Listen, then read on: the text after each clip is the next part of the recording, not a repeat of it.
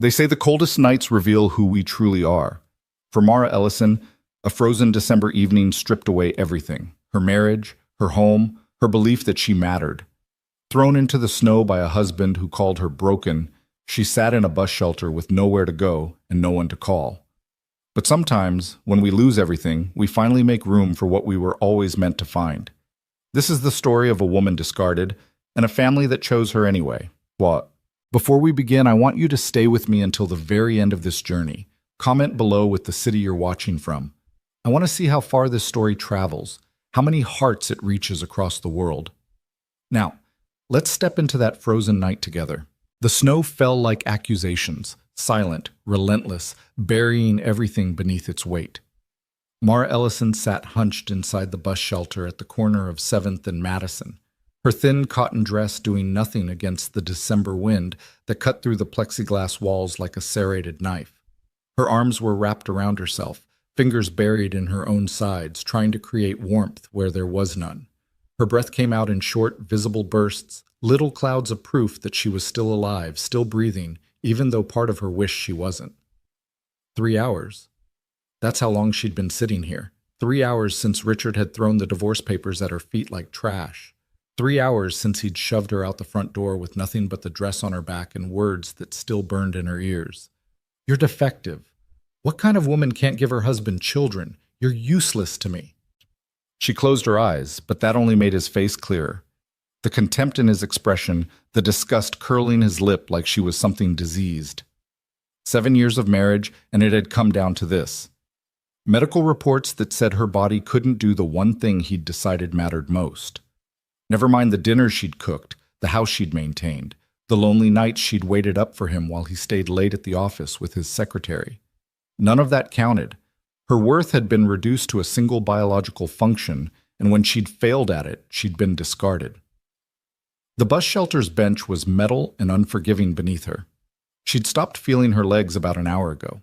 The cold had moved past discomfort into something more insidious, a creeping numbness that started at her toes and worked its way up, making her drowsy in a way that scared her. She knew what that meant. Hypothermia. She'd read about it once, how it made you feel warm right before it killed you, how it whispered sweet lies about rest and peace. A bus pulled up, its doors hissing open. The driver, a middle-aged woman with tired eyes, looked at Mara with something between pity and wariness. You getting on, honey? Mara shook her head.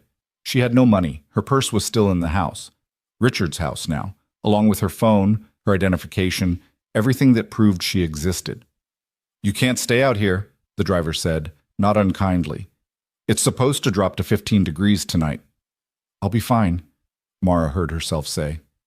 The lie tasted like metal. The driver hesitated, clearly torn between compassion and the schedule she had to keep.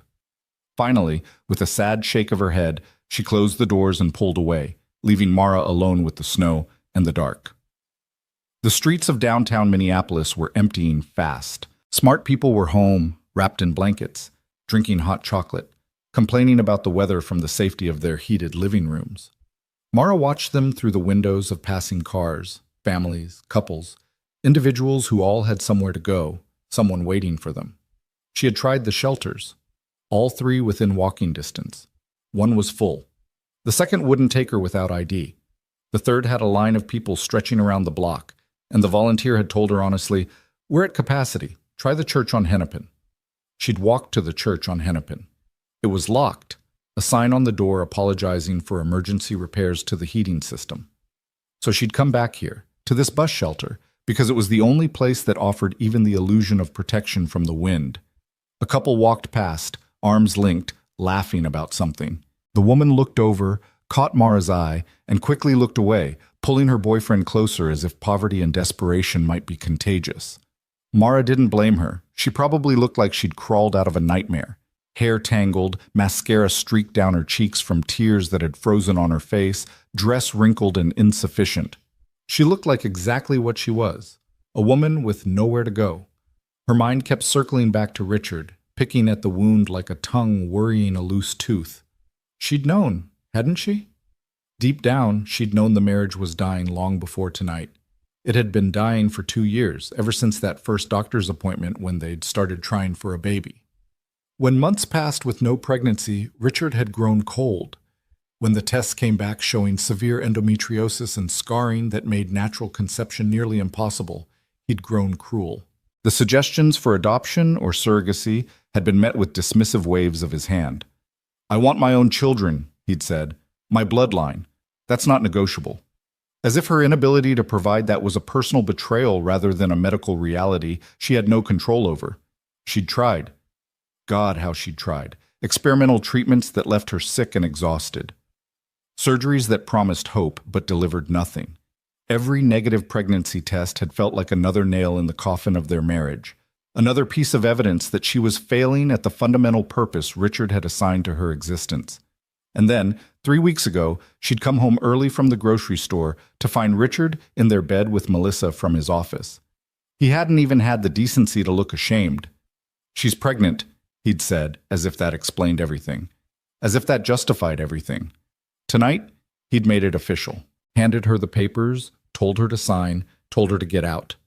"Where am I supposed to go?" she'd asked, her voice breaking. "That's not my problem anymore, Matt," he'd replied. Not his problem. 7 years of her life, and she'd become not his problem. A gust of wind rattled the bus shelter, and Mara pulled her arms tighter around herself. She could feel the cold now in her bones, in her teeth, in the very center of her chest, where her heart kept beating despite her growing conviction that it shouldn't bother. She thought about her mother, who died of cancer 6 years ago. Her father, who'd remarried and moved to Arizona, sending Christmas cards but nothing more substantial. She had no siblings.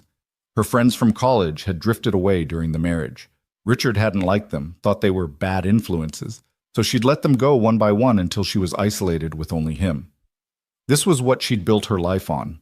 Sand, apparently. One strong wind, and it had all blown away. Maybe it would be easier, she whispered to the empty air, to just stop trying. The thought came with a seductive simplicity. She could stop trying to stay warm, stop trying to figure out where to go, stop trying to survive in a world that had made it abundantly clear she wasn't wanted. She could just let go, let the cold take her. In the morning, someone would find her, and wouldn't that be Richard's fault? Wouldn't he have to live with that? But even as the thought formed, something in her, some stubborn, stupid spark, rebelled against it. No, not like this. You will not let him win. The snow was falling heavier now, fat flakes that stuck to her eyelashes and melted on her frozen cheeks. The streetlights had halos around them, golden and surreal. The world was taking on that muffled quality that came with heavy snowfall, sounds dampened, everything soft and distant. She was starting to feel warm. That scared her. That's when she heard the voices. "Daddy, look, that lady doesn't have a coat." Mara forced her eyes open. Through the curtain of snow, she could make out shapes approaching. A tall man and 3 smaller figures, all bundled in winter gear that made them look like colorful marshmallows. "Shh, Nora," the man said gently. "Don't point." But the children weren't listening. They'd stopped in front of the bus shelter, staring at her with the open, uncomplicated concern of the young. The man, tall, maybe mid-30s, with dark hair dusted in snow and kind eyes behind wire-rimmed glasses, knelt down beside the bench. His coat was expensive, she noticed distantly. Wool, well-made. The kind of coat that cost more than her wedding dress had. "Ma'am," he said softly, "are you all right?" The question was so absurd that Mara almost laughed. She was sitting in a bus shelter in a thin dress in sub-zero weather with nowhere to go and no one to call. Was she all right? "I'm fine," she said. Her voice came out hoarse, unfamiliar. "You're not fine," a small voice piped up. A girl, maybe 7 years old, with pigtails poking out from under a purple knit hat. "You're freezing. You're shaking all over." "Nora," the man said again, but there was no real reproach in it. "She needs help, Daddy," one of the boys said, older, maybe 10, with serious eyes. "We can't just leave her here." "Nobody asked for your help," Mara said, trying to sound firm, trying to sound like she had any control over anything.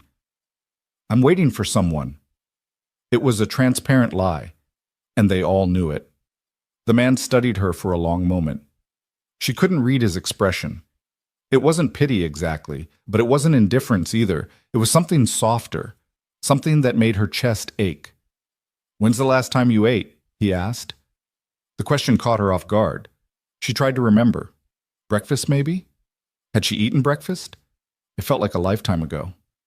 "I'm not hungry," she lied. "Liar," the smallest child said cheerfully. He looked about 5, gap-toothed and fearless. "Your tummy is growling. I can hear it from here." Despite everything, Mara felt her lips twitch. The child's honesty was disarming in a way adult diplomacy never could be. The man stood up slowly, brushing snow off his knees. For a moment, Mara thought he was going to walk away, take his children and leave her to her pride and her cold. Instead, he shrugged off his coat. "What are you doing?" she asked, alarmed. "Giving you this," he said simply, holding it out to her. "You need it more than I do." "I can't." "Yes, you can." His voice was kind but firm. "Please." "Daddy's really warm," the little boy offered. "He's like a furnace. Mommy used to say so."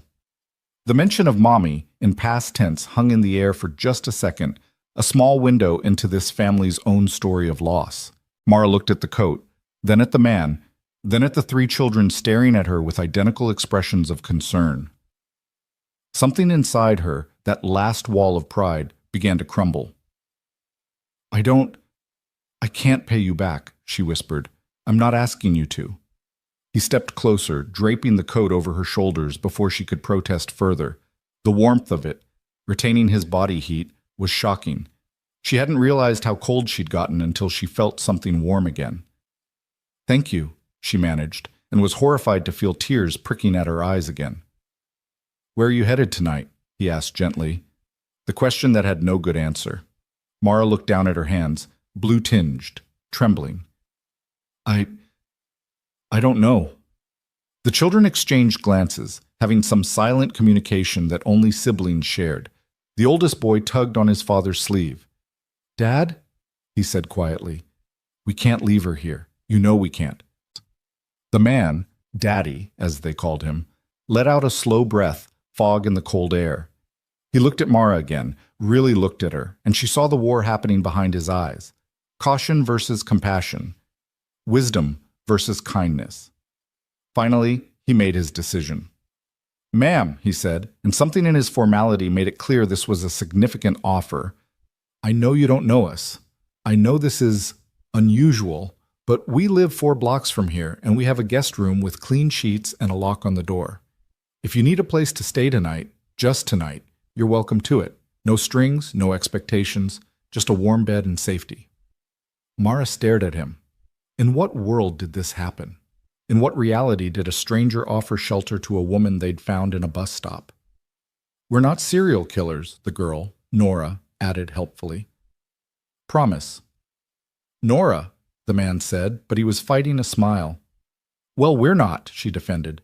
"She should know that." "I'm Cole Harrington," the man said, offering his hand. "This is Jacob, Nora, and Finn. We're just a family trying to do the right thing. You can say no, I'll understand completely, but please, think about it. It's going to get colder, and—" He trailed off, leaving the dire possibilities unspoken.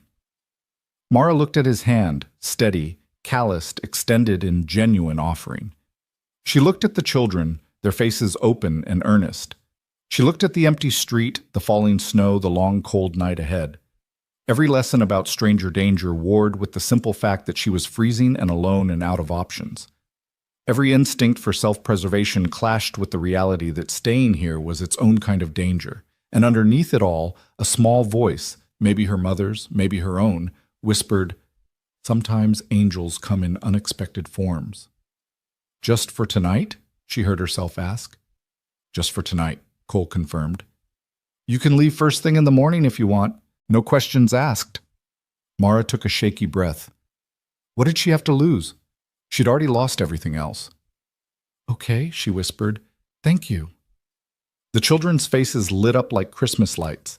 Finn, the youngest, reached out and took her hand in his mittened one. "Come on," he said brightly.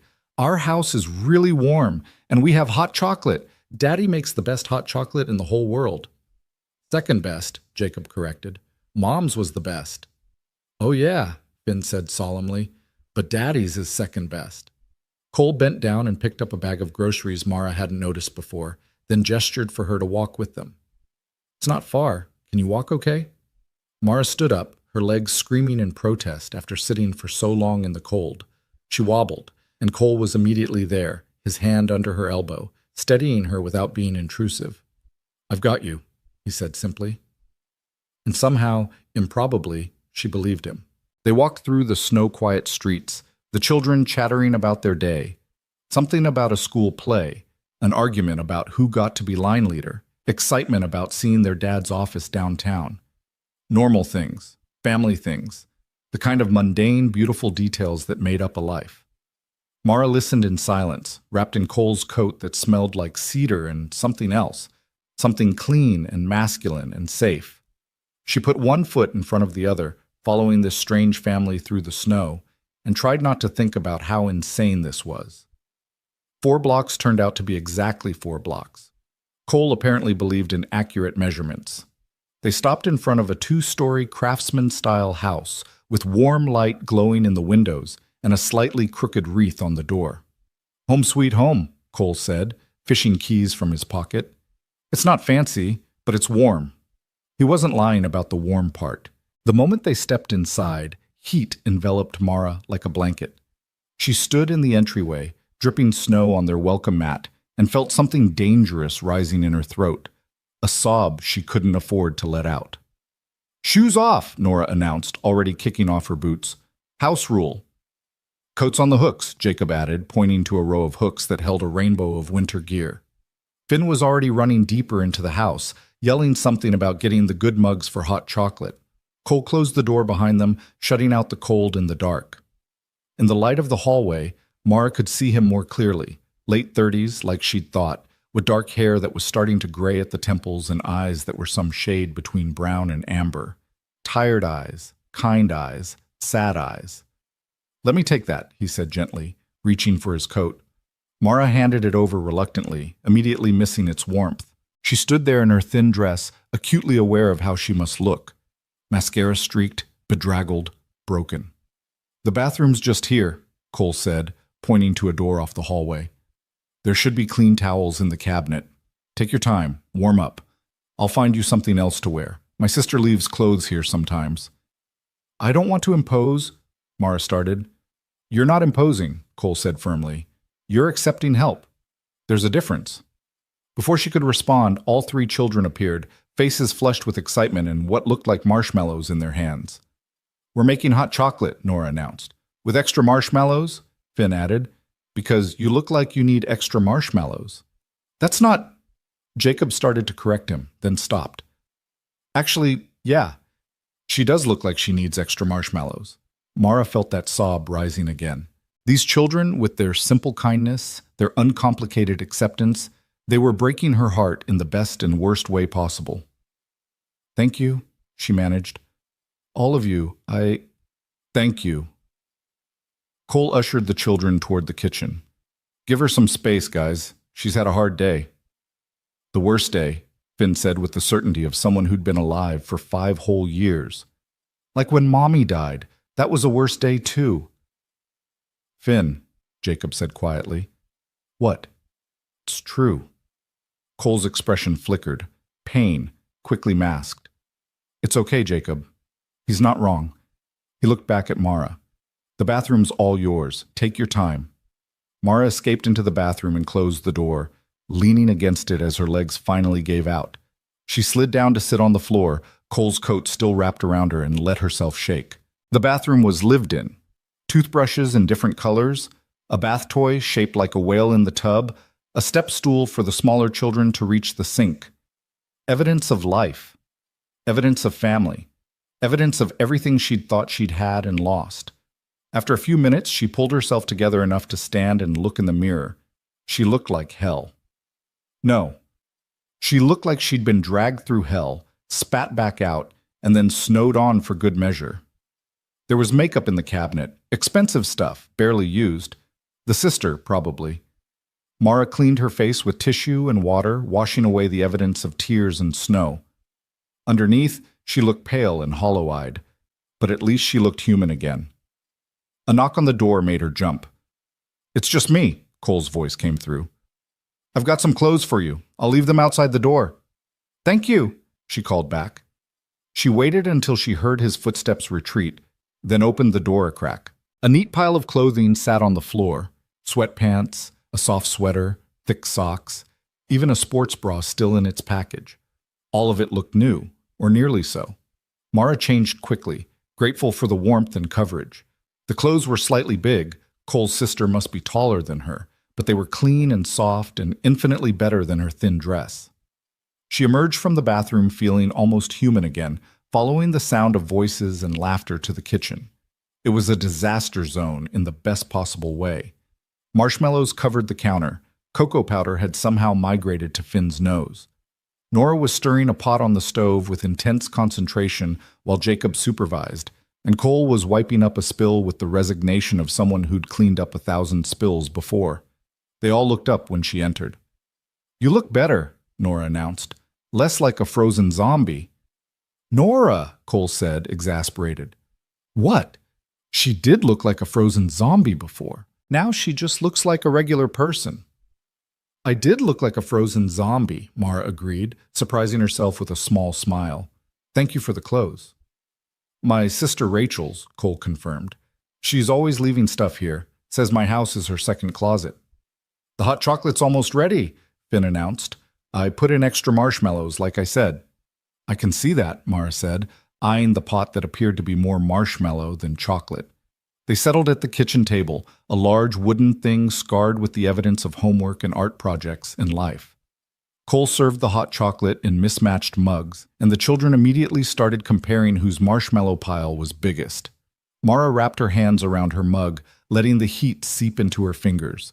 She took a sip and had to admit, it was good, really good, rich and creamy and exactly what she needed. "So," Cole said, settling into his own chair with a casualness that felt deliberate, "do you want to talk about what happened, or would you prefer we just not ask?" The children fell quiet, watching her with those two observant eyes that children have. Mara considered lying, considered deflecting. But these people had taken her in, fed her, clothed her. They deserved something resembling honesty. "I got divorced tonight," she said quietly. "Well, not officially divorced, but served papers. Asked to leave." "That's horrible," Nora said with feeling. "Did you do something bad?" "Nora," both older boys said in unison. "I'm just asking." "It's okay," Mara said. She looked at her hot chocolate, watching marshmallows slowly dissolve. "I couldn't give him children. He decided that made me not worth keeping." The silence that followed was heavy. "That's the dumbest thing I've ever heard," Jacob finally said. "And I once heard Finn say that fish were just wet birds." "They kind of are," Finn protested. "Your ex-husband sounds like a jerk," Nora said matter-of-factly. "A big, stupid jerk." "Nora, language," Cole said automatically, but there was no heat in it. "Well, he does. Who kicks somebody out in the snow? That's mean. That's really, really mean." "It is mean," Cole agreed quietly, looking at Mara with something she couldn't quite name in his eyes. "I'm sorry that happened to you. Nobody deserves that." "He said I was defective," Mara heard herself say, and then wondered why she was telling these strangers her deepest shame. "Broken. Useless." Finn climbed down from his chair and walked over to her, standing right next to her elbow. He put his small hand on her arm. "You're not broken," he said seriously. "Broken things don't cry. They just stay broken. You're sad. That's different." Out of the mouths of babes. Mara felt tears threatening again and blinked them back furiously. "Finn's right," Jacob said. "And having kids isn't the only important thing in the world. Mom always said the best things about people were—" "What were they, Dad?" "Kindness," Cole supplied softly. "Courage. How you treat others when nobody's watching." "Yeah, that," Jacob said. "So if your husband only cared about having kids and not about those things, then he's the one who's broken, not you." The logic was simplistic, childlike, but somehow more healing than anything an adult might have said. "Thank you," Mara whispered. "All of you." They finished their hot chocolate with the conversation drifting to easier topics. School, the upcoming Christmas break, whether dinosaurs could survive in Minnesota winter. Finn was convinced they could if they wore enough scarves. Through it all, Mara felt something unknotting in her chest. Not healing, she was too raw for that, but loosening. Just a little. When Finn started yawning, Cole announced bedtime. "But it's not even late," Nora protested. "It's 9:30, Cole countered. "That's definitely late for school nights." "But we have a guest." "And our guest will still be here in the morning. Come on, brush teeth, into pajamas. You know the drill." The children scattered, grumbling but compliant in the way of kids who actually had good routines. Cole started collecting mugs and loading them into the dishwasher. "You don't have to do that," Mara said, standing up to help. "Neither do you," Cole replied. "You've had a hard day. You should rest." "I've been sitting all evening." "Then help if you want to, but you're under no obligation." They worked in companionable silence, cleaning up the marshmallow massacre and wiping down counters. It felt strange and domestic and oddly comfortable. "You're good with them," Mara said finally. "You're kids. You're a good father." Cole paused, his hands in soapy water. "I try. It hasn't been easy since their mom died, but we manage." "How long ago?" 2 years. Car accident." He said it simply, but she could hear the weight behind the words. She was on her way home from a work conference. Black ice, gone in an instant. "I'm so sorry." "Me too." He rinsed the last mug and set it in the drainer. "But we're still here, still living, still figuring it out day by day." "They're lucky to have you." Cole turned to look at her then. Really look at her. "You know what I see when I look at you?" Mara wasn't sure she wanted to know, but she waited. "I see someone who's been told she's worthless because of something she can't control. I see someone who's internalized that lie, and I see someone who's stronger than she thinks she is because she's still here, still fighting, even when it would be easier to give up." The tears came then, and Mara couldn't stop them. They rolled down her cheeks in hot tracks, carrying with them all the pain and fear and shame she'd been holding back. Cole handed her a dish towel, waited patiently while she sobbed into it. "Sorry," she gasped. "I'm sorry. Don't apologize for feeling," Cole said gently. "You've earned these tears. Let them out." So she did. She stood in this stranger's kitchen and cried for her failed marriage, her lost home, her wounded heart, her body that had betrayed her, and the loneliness that had brought her to a bus shelter in the snow. When the tears finally slowed, Cole spoke again. "The guest room's upstairs, second door on the right. There's a lock on the inside. Use it if it makes you feel safer. Clean sheets, extra blankets in the closet. Bathroom's across the hall." "Cole, We'll figure out tomorrow when tomorrow comes," he interrupted gently. "For tonight, you're safe. You're warm. You're here. That's enough." Mara nodded, not trusting her voice. "And Mara?" He waited until she looked at him. "You're not defective. You're not broken. You're not useless. You're a person who deserved better than what you got. Don't let anyone, including yourself, tell you otherwise." The guest room was small but cozy, with a double bed covered in a handmade quilt and walls painted a soft sage green. Mara locked the door as suggested, then sat on the edge of the bed, still processing everything that had happened. 6 hours ago, she'd been thrown out of her home. 4 hours ago, she'd been freezing in a bus shelter, contemplating whether it would be easier to just stop fighting. 2 hours ago, she'd been found by a widower and 3 children who'd offered her something she'd thought she'd never have again: kindness without conditions. She lay back on the bed, staring at the ceiling, and felt exhaustion pulling at her like an undertow. Her body ached, her heart ached, everything ached. But she was warm, she was safe. And tomorrow, well, tomorrow she'd have to figure out what came next. She'd have to deal with the divorce, find a place to stay, rebuild her life from rubble. But that was tomorrow's problem. Tonight, wrapped in borrowed clothes and unexpected compassion, Mara Ellison finally let herself sleep. And for the first time in a very long time, she dreamed of something other than failure. Morning light filtered through the sage-green curtains, soft and hesitant, like it wasn't sure it was welcome. Mara woke slowly, confusion pulling at her consciousness, before memory crashed in like a wave. The divorce papers, the snow, the bus shelter, Cole and his children. She sat up quickly, heart pounding, and looked around the unfamiliar room. For one disorienting moment, she thought maybe she'd dreamed it all, that she'd wake up in her own bed, in her own house, and the nightmare would be over. But no, the handmade quilt was real. The borrowed clothes were real. The sound of children's voices drifting up from downstairs was very, very real. The digital clock on the nightstand read 7:23 a.m. She'd slept for almost 9 hours straight, which seemed impossible given how her mind had been racing when she'd finally laid down. Exhaustion, apparently, trumped anxiety.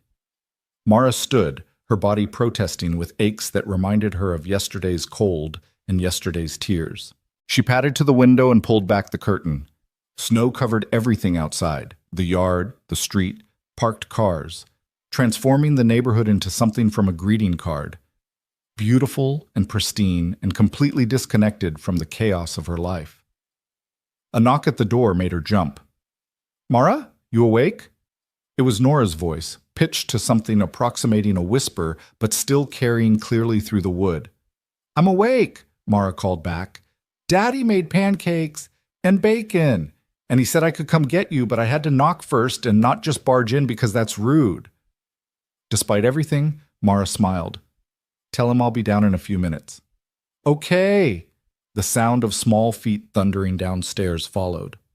Mara used the bathroom across the hall, splashing water on her face and trying to make herself presentable. Her reflection still looked haunted, dark circles under her eyes, hair that desperately needed washing, but at least she looked alive. That was something. When she made her way downstairs, following the smell of coffee and bacon, she found controlled chaos in the kitchen. Cole stood at the stove, flipping pancakes with the practiced ease of someone who'd done this 1,000 times. Jacob was setting the table while simultaneously reading from what looked like a history textbook propped against a cereal box. Nora was pouring orange juice with intense concentration, tongue sticking out slightly, and Finn was building what appeared to be a fort out of placemats and salt shakers. "Finn, that's not—" Cole started, then sighed. "You know what? Fine. Build your fort. Just don't knock over the juice." "I won't," Finn promised, adding a pepper grinder to his architectural masterpiece. Cole looked up and saw Mara hovering in the doorway. His face softened into a smile that made something flutter unexpectedly in her chest. "Morning. Coffee?" "Please," Mara said, perhaps a bit too fervently. "Mugs are in the cabinet above the coffee maker. Help yourself. Cream's in the fridge, sugar's on the counter." Mara poured herself a cup, adding cream until it was the color of caramel, and took her first sip. It was good, strong and hot, and exactly what she needed. She leaned against the counter, cradling the mug, watching this family move around each other with the choreography of long practice. "Did you sleep okay?" Cole asked, sliding a fresh pancake onto a growing stack. "Better than I expected," Mara admitted. "Thank you again for—" "If you thank me one more time, I'm taking back the pancakes," Cole interrupted, but he was smiling. "You're here. You needed help. We helped. End of story." "But—" "Nope. No buts. Sit down. Eat. Then we can talk about what comes next." Nora patted the chair next to her. "Sit here. I'll share my special syrup. It's the good kind with real maple, not the fake stuff Finn likes." "The fake stuff tastes better?" Finn argued from inside his placemat fort. "It does not." "Does too." "Children," Cole said mildly. "Volume check." Both kids immediately lowered their voices, though the argument continued in animated whispers. Mara sat where indicated, and within minutes had a plate piled high with pancakes and bacon in front of her. She couldn't remember the last time someone had cooked for her. Richard certainly hadn't. He'd considered cooking women's work, even though Mara had worked full-time too. The first bite of pancake was fluffy and perfect, with just a hint of vanilla.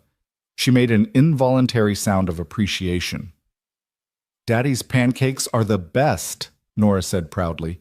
"He puts secret ingredients in them." "The secret ingredient is love," Finn announced from his fort.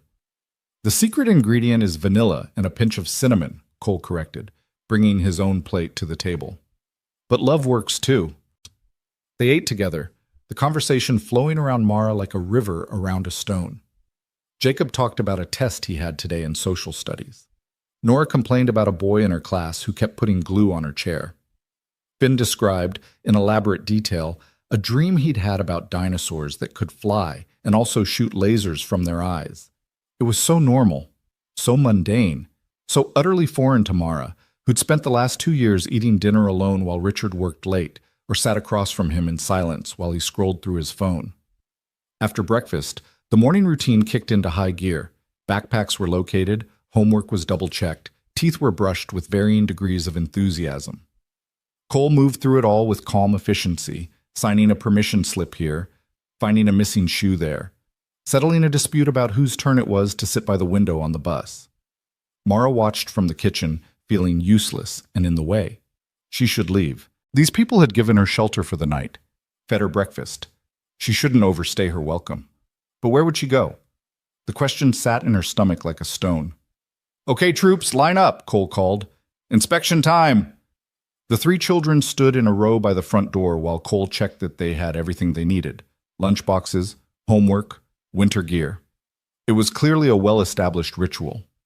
"Mara," Finn called, waving enthusiastically. "Bye. Are you going to be here when we get home?" The question hung in the air. All 3 children looked at her with hopeful faces. Cole's expression was carefully neutral, but she could see the question in his eyes, too. "I don't know," Mara said honestly. "I need to figure some things out." "You should stay," Nora said firmly. "We have lots of room, and you're nice, and you didn't even get mad when Finn spilled orange juice on your foot." Mara looked down, surprised. She hadn't even noticed the small damp spot on her borrowed sock. "That's very kind of you," she started, "but no pressure," Cole cut in gently. "You're welcome to stay while you figure things out, but you're also free to go if that's what you need. We'll support whatever you decide." The school bus honked outside. "That's us!" Jacob grabbed his backpack. "Come on, guys, we're going to be late." There was a flurry of hugs and kisses for Cole, and then, to Mara's surprise, Nora hugged her too, quick and fierce. "I hope you stay," she whispered, then ran out the door before Mara could respond. And then it was just the 2 of them in the suddenly quiet house. Cole began clearing breakfast dishes, moving with the same easy efficiency he brought to everything. Mara stood, joining him automatically. "You don't have to clean up," Cole said. "You keep saying that. I keep ignoring you." Mara carried plates to the sink. "I'm not good at sitting idle." They worked in silence for a few minutes, the rhythm of washing and drying oddly soothing. "So," Cole said finally, "what's your plan?" "I don't have one," Mara admitted. "I need to find a place to stay, obviously. Get my things from the house, assuming Richard hasn't thrown everything away. File a response to the divorce papers. Find a job, maybe, or I don't know." She set down the dish she'd been drying, feeling overwhelmed just listing it all. "I don't know where to start." "Start with coffee and a deep breath," Cole suggested. "Then we make a list. Break it down into manageable pieces." "We?" "If you want help, if not, that's fine too, but I've got a few hours before I need to be at the office, and I'm pretty good with logistics." Mara studied him. This man who'd taken in a stranger, fed her, clothed her, and was now offering to help organize her catastrophically derailed life. "Why are you doing this?" Cole was quiet for a moment, considering. "Honestly, because someone helped me once when I needed it. After Sarah, my wife, died, I was a wreck. 3 kids, a full-time job, and I couldn't figure out how to tie my own shoes some days. Sarah's sister moved in for 6 months. Just took over.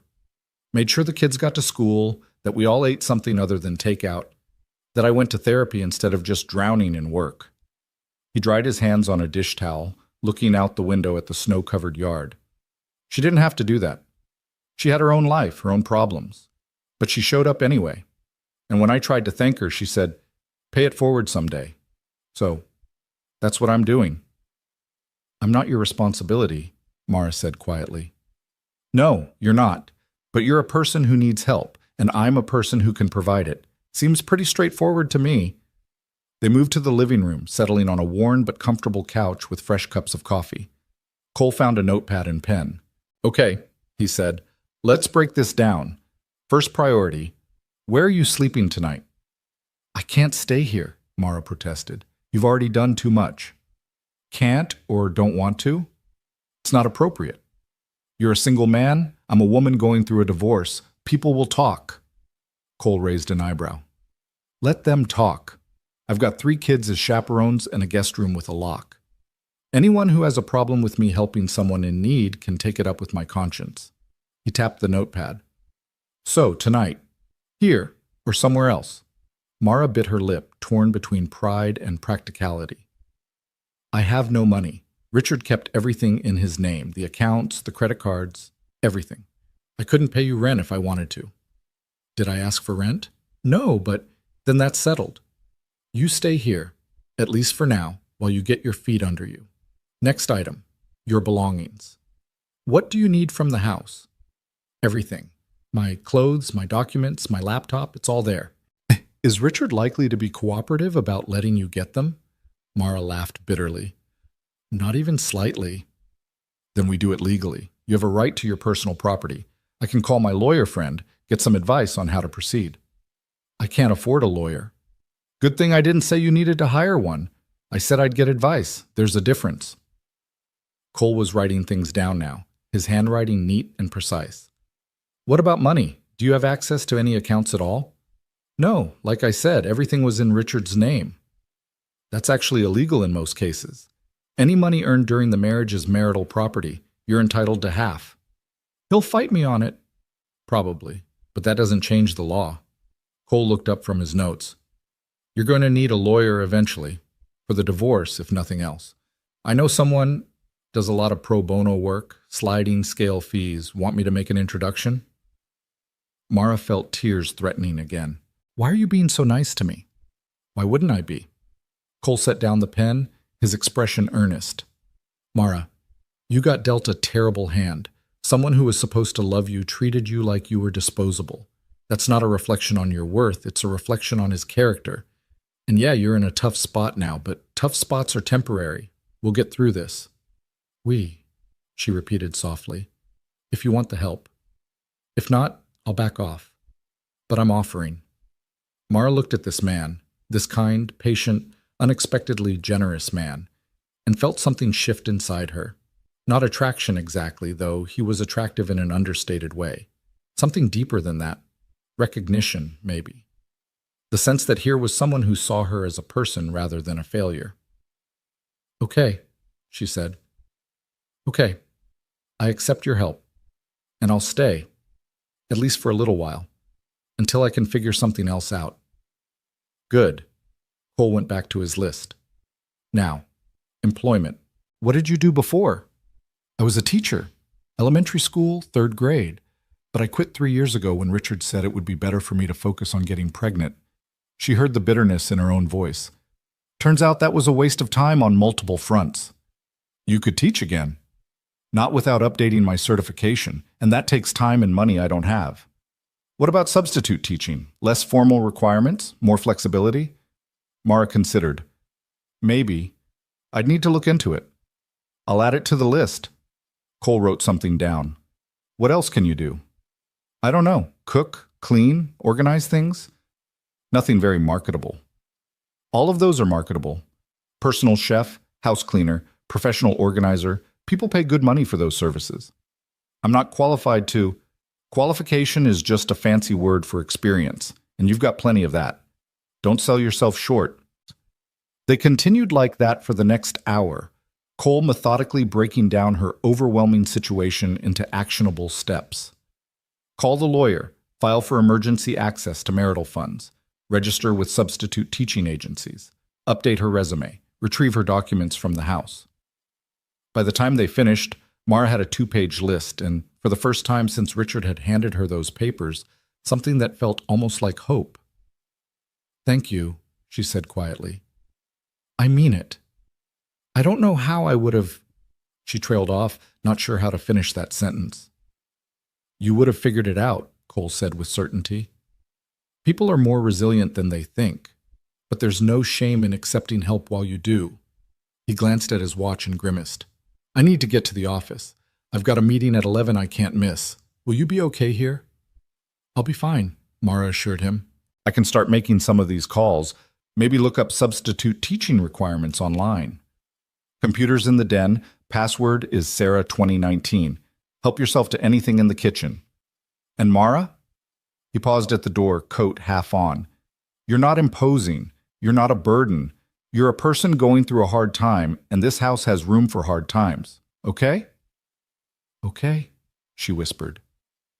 After Cole left, the house felt enormous and quiet.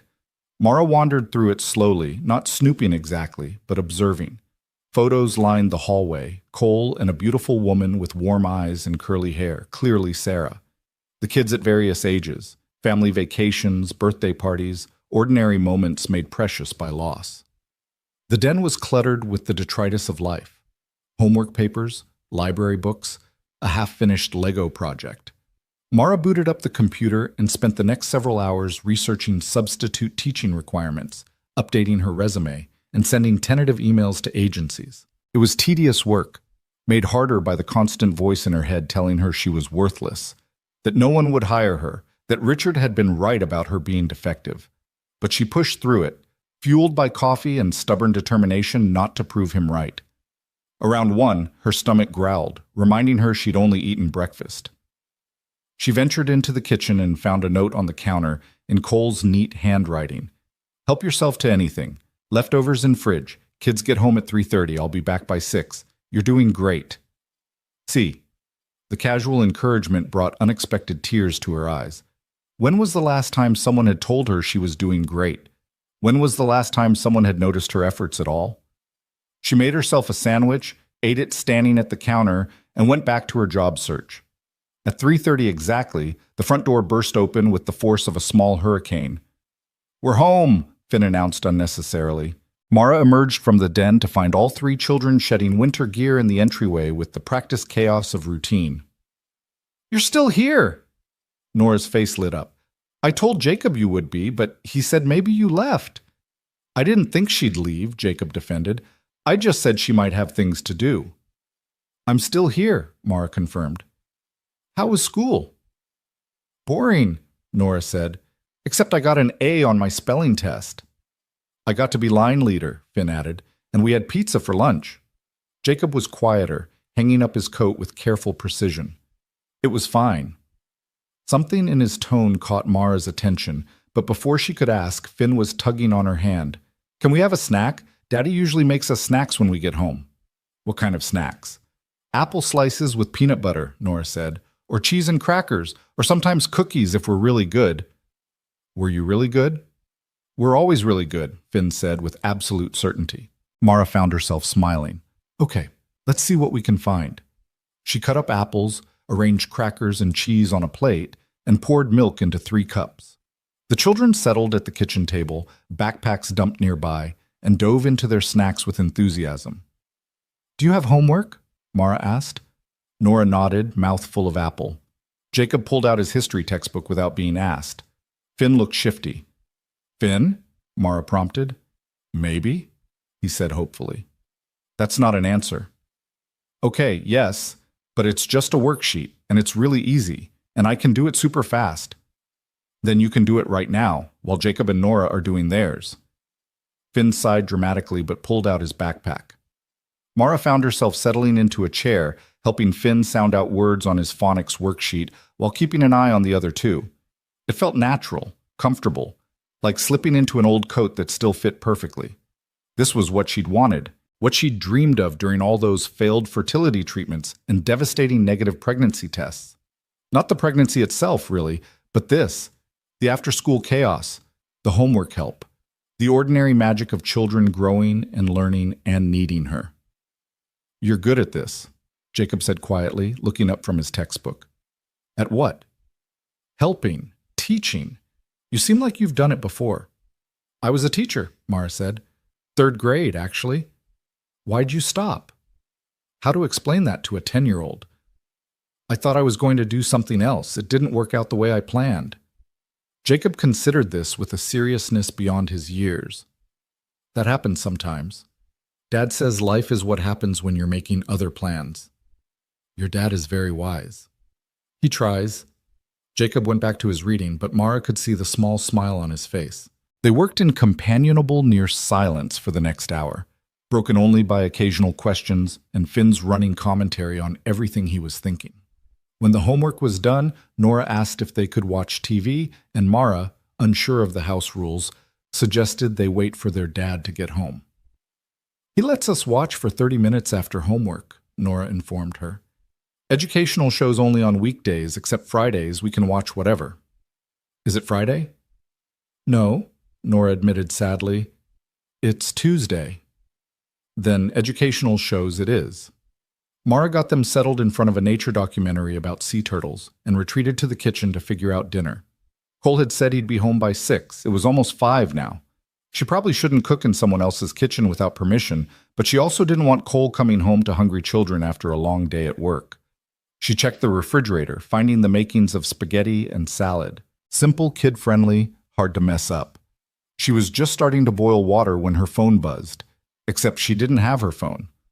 Richard had it, along with everything else. The buzzing was coming from the landline, an actual house phone that Mara hadn't seen anyone use. She picked it up hesitantly.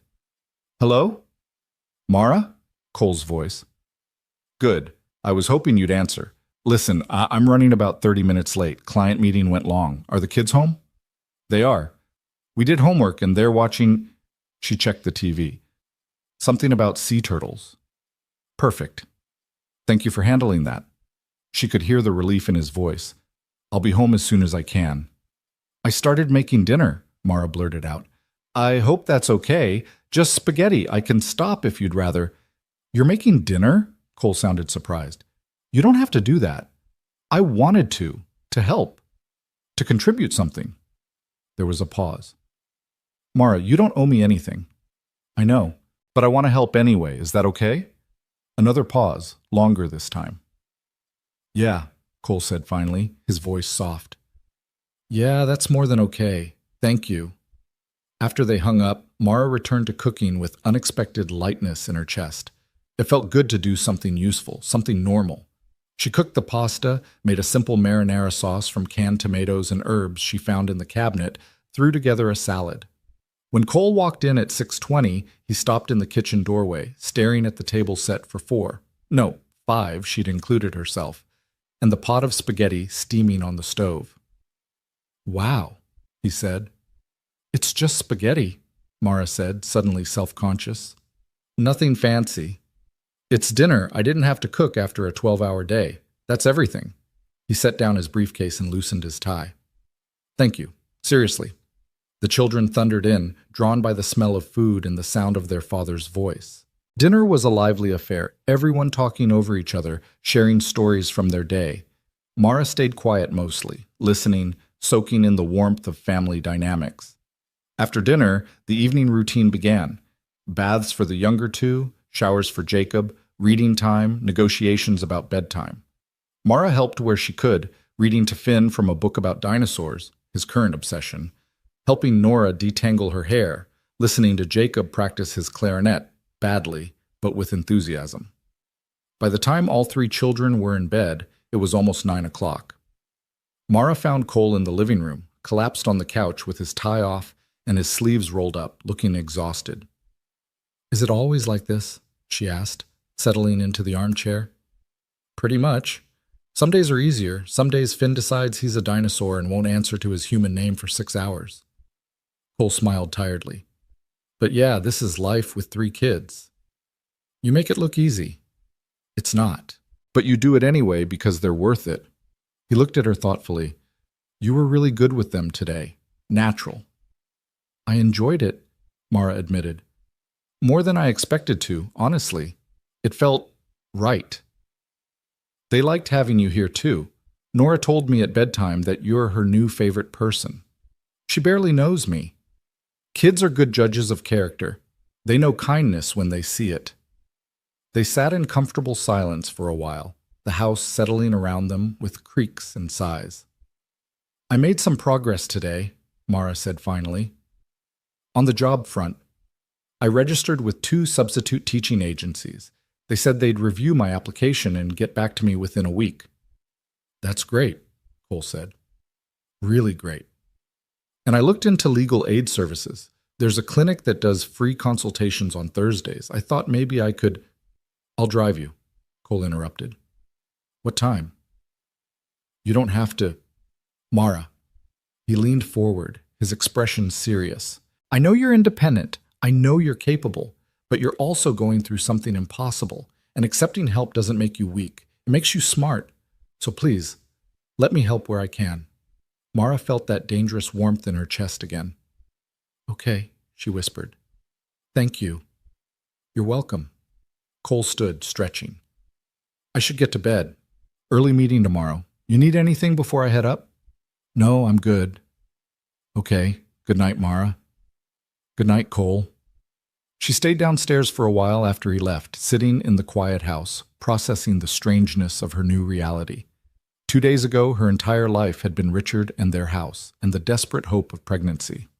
Now she was living with a widower and his 3 children, cooking dinner in a stranger's kitchen, and feeling more at home than she had in years. It was terrifying and confusing and completely unexpected. But as she climbed the stairs to her borrowed room, locked the door out of habit, and slipped under the handmade quilt, Mara felt something she hadn't felt in a long time. Not happiness, exactly. Not yet. But the possibility of it. The first tiny seed of hope that maybe, just maybe, her story wasn't over. Maybe it was just beginning. The days began to blur together in a way that was both disorienting and comforting. Mara fell into the rhythm of Cole's household so naturally that by the end of the first week, she had to remind herself this wasn't actually her life.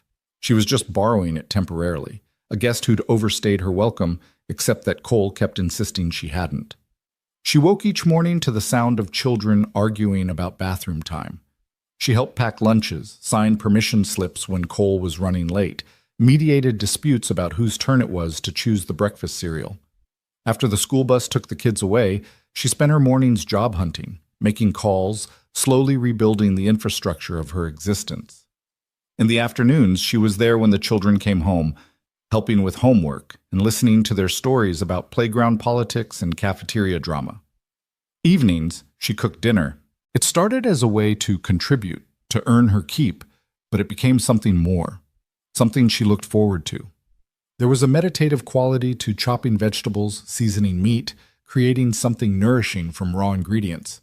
And the way Cole's face would light up when he came home to find dinner ready, that became addictive in a way that scared her a little. You don't have to do this every night, he told her on Friday evening, watching her stir risotto with the focused attention it demanded. I like doing it, Mara said honestly. It makes me feel useful. You are useful, even without cooking. I know, but I still like it. Cole leaned against the counter, tie loosened, sleeves rolled up in that way that had become familiar.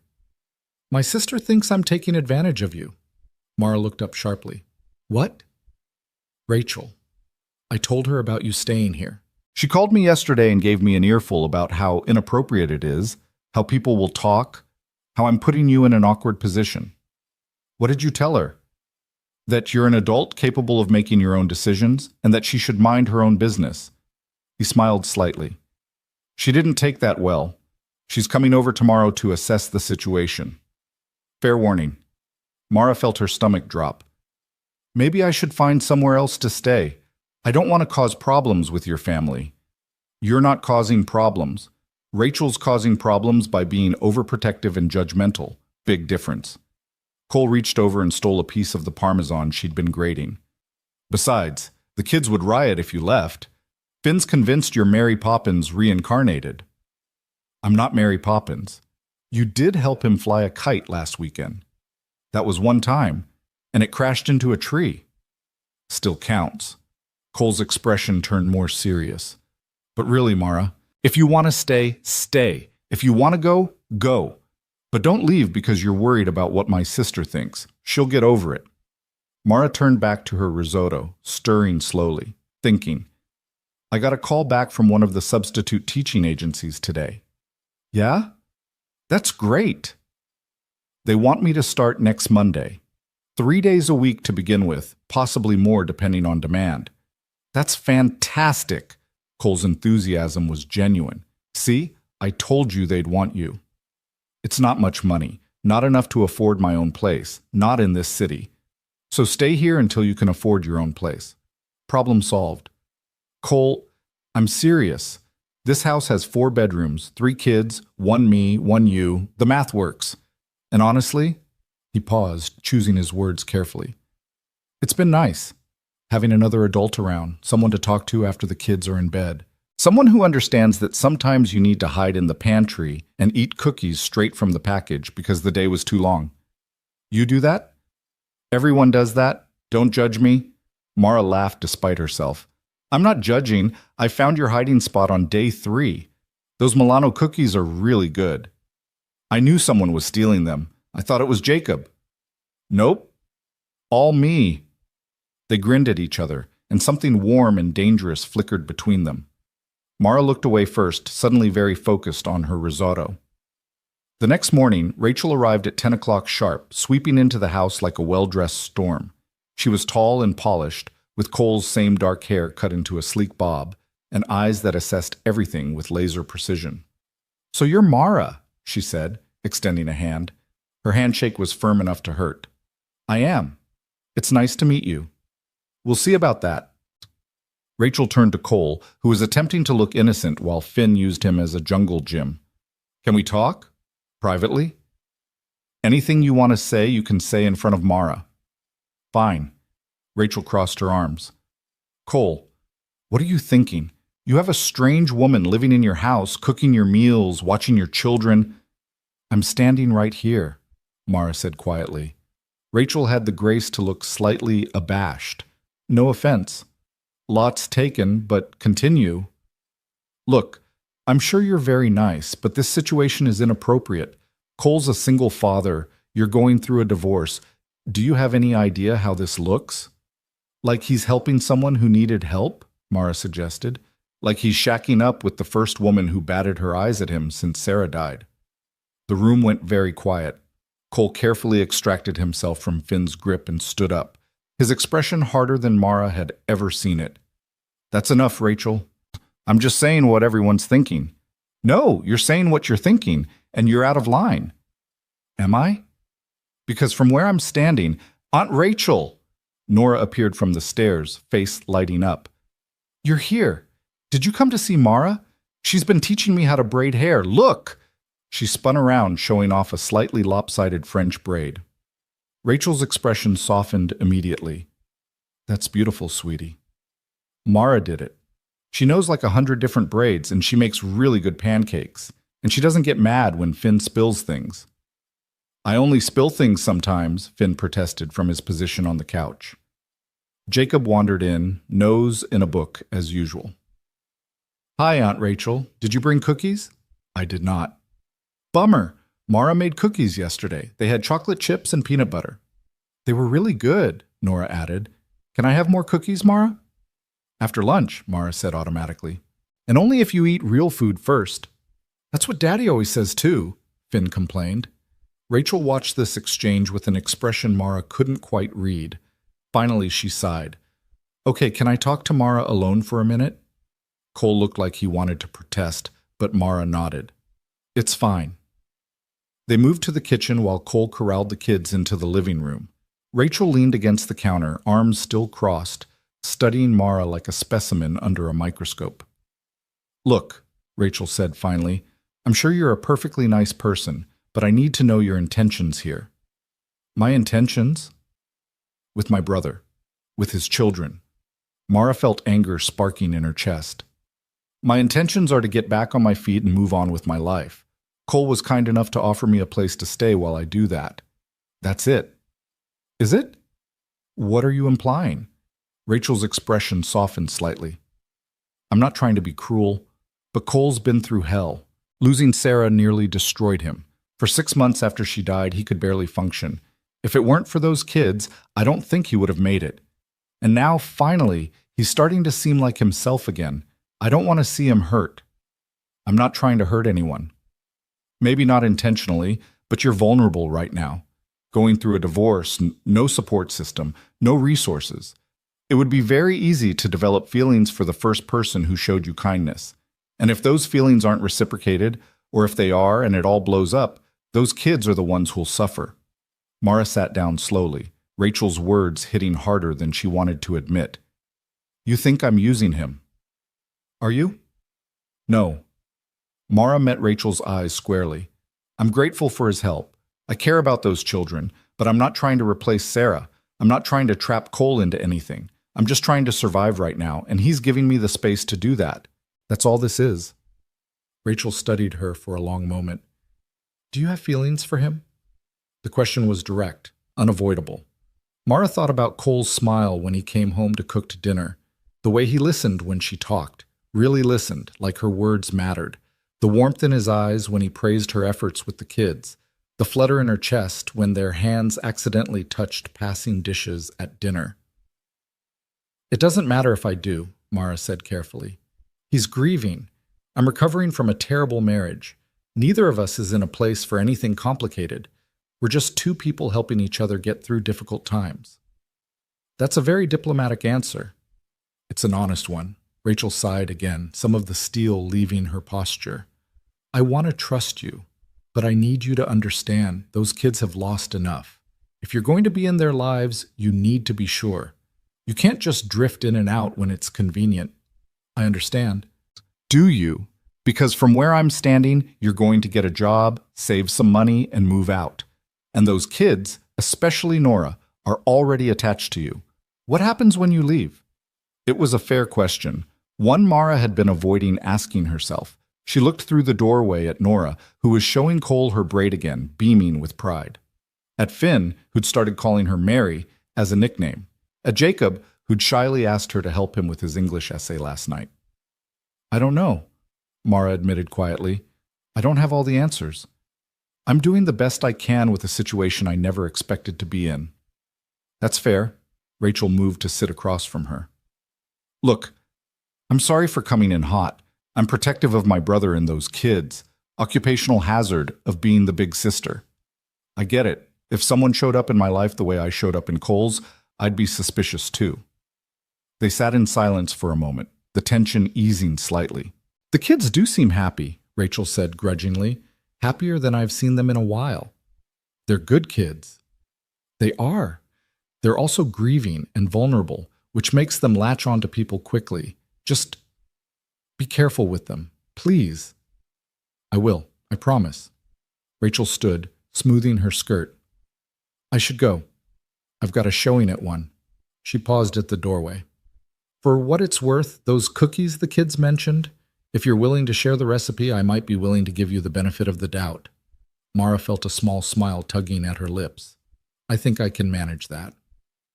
After Rachel left, Cole found Mara in the kitchen, staring out the window at the snow-covered backyard. I'm sorry about her, he said. She means well, but she can be protective. I know. It's okay. It's not okay. She had no right to interrogate you like that. She's worried about you, about the kids. I respect that. Mara turned to face him. She's right, though. About some things. Say, what things? The kids are getting attached to me. What happens when I leave? When I get my own place and move on? Cole was quiet for a moment. What if you don't? Don't what? Move on. What if you stay? Mara's heart stuttered. Cole, not forever necessarily, just longer. The kids are happy. You seem happy. Or at least happier than when you first got here. And He stopped, running a hand through his hair in a gesture she'd learned meant he was frustrated or uncertain. I like having you here. Is that selfish? It's honest. Then honestly, I don't want you to go. Not yet. Not until you're ready, and maybe not even then. The words hung between them, heavy with implications neither of them was quite ready to examine. I like being here too, Mara said softly. More than I should, probably. Why shouldn't you? Because this isn't my life. These aren't my kids. This isn't my home. I'm just borrowing it all temporarily. What if it could be? Cole took a step closer. Your life. Your home. Not temporarily. You don't mean that. Don't I? Mara looked at him, really looked at him, saw the sincerity in his eyes, the hope, the fear. Saw a man who'd lost everything rebuilding something new from the rubble. Saw someone as broken as she was, trying to put the pieces back together. We barely know each other, she whispered. I know you sing to yourself when you cook. I know you always give the kids the bigger portions and keep the smallest for yourself. I know you cry in the shower because you think we can't hear you, but the pipes carry sound. I know you're brave and kind and stronger than you give yourself credit for.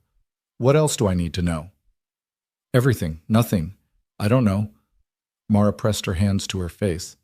This is too fast. Too much. You're right. I'm sorry. I'm pushing. Cole stepped back, giving her space. Forget I said anything. You stay as long as you need to. No expectations, no pressure. I promise. But the words had been said, the possibility had been raised, and neither of them could take it back. The following Monday, Mara started her first day as a substitute teacher at Riverside Elementary. She was nervous to the point of nausea, standing in front of a classroom of 23 second graders who stared at her with the frank curiosity of the very young. Hi, everyone, she said, her voice only shaking a little. My name is Mrs. Ellison, and I'll be your teacher today while Mrs. Patterson is out sick. Who can tell me what you're working on in math? A forest of hands shot up. By lunchtime, Mara remembered why she'd loved teaching. The energy, the questions, the way children's minds worked in delightfully unexpected directions. A little girl named Sophie asked if clouds were made of marshmallows. A boy named Marcus insisted that dinosaurs could definitely survive in Minnesota if they wore enough scarves, and Mara had to hide her smile, thinking of Finn. She came home that afternoon exhausted and exhilarated. The kids were already there, and they pounced on her the moment she walked in. How was it? Nora demanded. Did you have any bad kids? Finn asked with disturbing interest. Did anyone cry? Jacob added.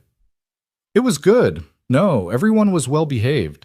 And yes, one kid cried because another kid said his drawing of a horse looked like a potato, but we worked it out. Cole appeared from the kitchen, smiling. Sounds like a successful first day. It was. Mara set down her bag, feeling lighter than she had in weeks. It really was. That night, after the kids were in bed, she and Cole sat in the living room with tea. She'd gotten him addicted to the chamomile blend she preferred over coffee in the evenings. I got an email from the divorce lawyer today, Mara said quietly. The one you recommended. And? She thinks I have a strong case for spousal support. Richard makes 6 figures and I quit my job at his request. She says a judge will likely award me temporary support while the divorce is finalized and possibly permanent support after. That's good news. It is, but it also means facing him in court, sitting across from him while lawyers pick apart our marriage. I don't know if I can do that. Cole set down his tea, turning to face her fully. You can. You're one of the strongest people I've ever met. I don't feel strong. Strength isn't about feeling strong. It's about doing hard things even when you're terrified. You've been doing that since the moment we met. Mara thought about the bus shelter, the snow, how close she'd come to just giving up. I was ready to die that night, you know, when you found me. I was so cold and so tired and so convinced that nothing mattered anymore. If you hadn't stopped, but I did stop, and you're here, and you're building a new life. Cole's voice was fierce. Don't let him take anything else from you. Not your confidence, not your sense of worth, and definitely not your future. You deserve better than what he gave you. So do you, Mara said quietly. Sarah's death, that wasn't fair either. No, it wasn't. But I've learned that life doesn't deal in fair, it just deals, and we play the hand we're given as best we can. Is that what we're doing? Playing the hand we're given? I hope we're doing more than that. I hope we're building something better than what we lost. The words felt significant, weighted with meaning that scared Mara as much as it thrilled her. She looked at Cole, his kind eyes, his gentle smile, the way he looked at her like she mattered, and felt something shifting inside her chest. Something that felt dangerously like falling. Cole? She started, not sure what she was going to say. His phone rang, shattering the moment. He glanced at it and frowned. It's my boss. I need to take this. He stepped into the kitchen, and Mara could hear his side of the conversation growing more animated. When he came back 15 minutes later, his expression was complicated. Everything okay? She asked. That depends on your definition of okay. Cole sat down heavily. I've been offered a promotion, senior partner.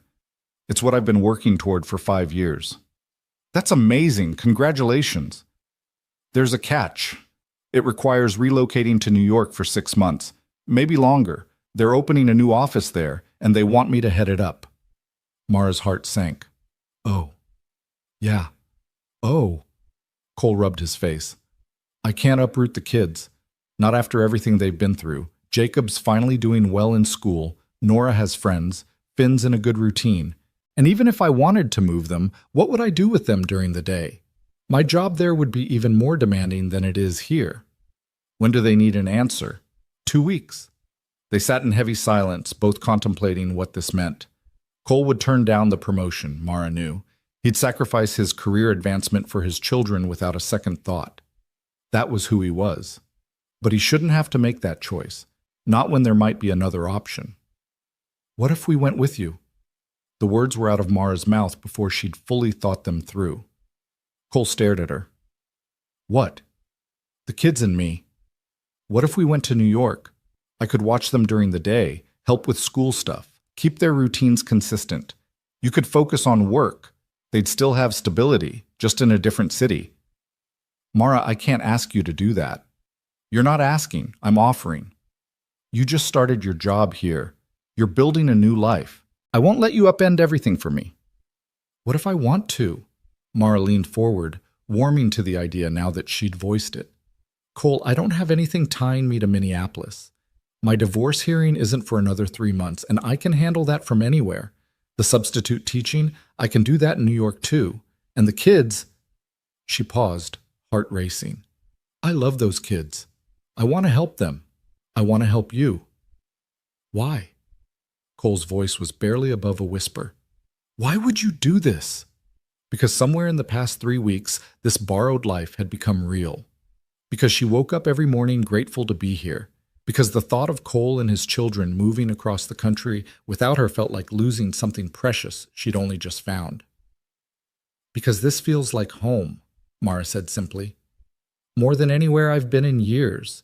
Because those kids deserve to have their father succeed. Because you deserve this opportunity. And because maybe... She stopped, afraid to finish the thought. Because maybe what? Cole prompted gently. Because maybe we're better together than apart. The words hung in the air between them, enormous and terrifying and true. Cole reached out slowly, giving her time to pull away, and took her hand. His palm was warm, calloused, steady. I need to tell you something, he said. Before you agree to anything, before we make any plans, you need to know. I've fallen in love with you, Mara. The world seemed to stop spinning. Mara stared at him, sure she'd misheard. What? I love you. Not because you help with the kids or cook dinner or make my life easier. I love you because you're brave and kind and funny. Because you sing off-key in the shower. Because you give Finn the biggest cookies even though you think I don't notice. Because you've brought life back into this house, into me, and I can't imagine it without you anymore.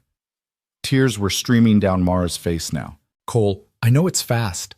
I know it's complicated. I know you're still healing from Richard, and I'm still grieving Sarah. But I can't not tell you. I can't let you make this decision without knowing how I feel. You love me, Mara repeated, testing the words. I love you, Cole confirmed, but I won't pressure you. You can still say no to New York. You can still leave. You can still just be my roommate who helps with the kids. I'll respect whatever you choose. I just needed you to know the truth. Mara thought about Richard, who'd claimed to love her but threw her away the moment she couldn't give him what he wanted. She thought about the years she'd spent making herself smaller, quieter, less, trying to be worthy of love that was conditional at best. And then she thought about Cole, who'd seen her at her absolute worst and offered her a coat and a home and patience and respect. Who'd never asked for anything in return. Who'd given her space to heal and rebuild and discover who she was outside of being someone's wife. She thought about Finn's gap-toothed smile and Nora's fierce hugs and Jacob's quiet trust. She thought about cooking dinner in this kitchen and helping with homework at this table and falling asleep in this house feeling safe. She thought about possibility, about second chances, about love that wasn't conditional but constant. I love you too, she whispered, and watched Cole's face transform with joy. I think I have for a while now. I was just too scared to admit it. And now? Now I'm still scared. Terrified, actually. But I'm also sure. She squeezed his hand. We'll go to New York. All of us. Together. Cole pulled her into his arms, and Mara let herself be held, let herself believe that maybe, possibly, she was allowed to have this. Allowed to be loved not despite her broken parts, but including them. Thank you, Cole murmured into her hair, for trusting me, for choosing us. Thank you for finding me, Mara replied, for seeing me when I couldn't see myself. They stayed like that for a long time, wrapped in each other, and the impossible hope of new beginnings, while outside the window, snow began to fall again. But this time, Mara didn't feel cold. This time she felt warm all the way through. The next morning, they told the children over breakfast. Mara had barely slept, her mind spinning with everything that had changed in the span of a few hours. She'd gone from guest to something else entirely, though they hadn't put a label on it yet. All she knew was that when Cole had kissed her goodnight at her bedroom door, a soft, sweet kiss that tasted like chamomile tea and promises, she'd felt like she was exactly where she was supposed to be. Now, watching three pairs of eyes stare at them with varying degrees of suspicion and curiosity, Mara felt her courage wavering. So, Cole began, setting down his coffee mug, I got some news from work yesterday. Good news, actually. I've been offered a promotion. That's great, Daddy, Nora said through a mouthful of cereal. Don't talk with your mouth full, Jacob said automatically. There's a catch, Cole continued. The promotion means I'd need to work in New York for about 6 months, maybe longer. The table went silent. Even Finn stopped swinging his legs. New York? Jacob's voice was carefully neutral, but Mara could see the tension in his shoulders. Like, move there? Temporarily? Yes. What about school? Nora asked, her excitement dimming. What about my friends? What about dinosaurs? Finn added, because everything in his world somehow related back to dinosaurs. Do they have dinosaurs in New York? They have museums with dinosaur bones, Mara offered gently. Really big museums. 3 pairs of eyes swiveled to her. Are you coming too? Finn asked. This was the moment. Mara looked at Cole, who gave her an encouraging nod. If you want me to, she said. Your dad and I talked about it, and I could come with you. Help take care of things while he's working. Make sure you get to school, help with homework, all the stuff I do here. Why would you do that? Jacob asked, and there was something sharp in his voice, something that sounded like fear masquerading as skepticism. Because I care about you, Mara said honestly. All of you. And because I want to help your dad. This is a big opportunity for him. But you're not our mom, Jacob said, and the words landed like stones in still water. The table went quiet again. Nora looked like she might cry. Finn's eyes were huge. Cole opened his mouth to intervene, but Mara shook her head slightly. You're right, she said softly. I'm not your mom. I could never replace her, and I wouldn't try to. But I'd like to be someone you can count on, someone who cares about you and wants good things for you. Is that okay? Jacob stared at his plate, jaw tight. What if we don't want to go to New York? Then we don't go, Cole said firmly. This is a family decision. If you kids aren't comfortable with it, I'll turn down the promotion. My job matters, but you matter more. But you want it, Jacob said. The promotion, I can tell. I do, Cole admitted, but not at the cost of your happiness. That's not fair, Jacob said, his voice cracking. Now, if we say no, you don't get what you want, and it's our fault. It wouldn't be your fault. It would be my choice. Same thing. Jacob pushed back from the table. May I be excused? Jacob, please, Dad. I need a minute. Cole looked torn but nodded. Jacob left, his footsteps heavy on the stairs. A door slammed upstairs. Nora's lip was trembling. Is Jacob mad at us? He's not mad at you, honey, Cole said. He's just processing. This is big news, and he needs time to think about it. I think it sounds like an adventure, Finn announced, apparently unbothered by his brother's reaction. Can we go to the Statue of Liberty? If we go, absolutely, Mara said. When would we leave? Nora asked quietly. Not for a few weeks, Cole said. We'd have time to prepare, say goodbye to friends, finish out the school year here first. Would we come back? Eventually, yes. This is our home. We're just borrowing New York for a little while. Nora considered this, her cereal getting soggy in her bowl. Can I think about it too? Of course you can. You all can. We don't have to decide right this second. After breakfast, Cole went upstairs to talk to Jacob while Mara helped Nora and Finn get ready for school. When the bus came, Nora hugged Mara a little tighter than usual. I don't want things to change, she whispered. I know, sweetheart. Change is scary. But you'll be there? In New York? If we go? I'll be there. Nora nodded against her shoulder, then pulled back and climbed onto the bus. Through the window, Mara could see Jacob sitting alone, staring out at nothing, and her heart ached for him. Cole came downstairs 20 minutes later, looking exhausted. How'd it go? Mara asked.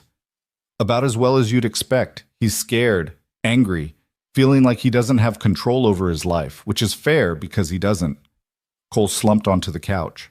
He said some things. About me? About the situation. About feeling like I'm replacing Sarah.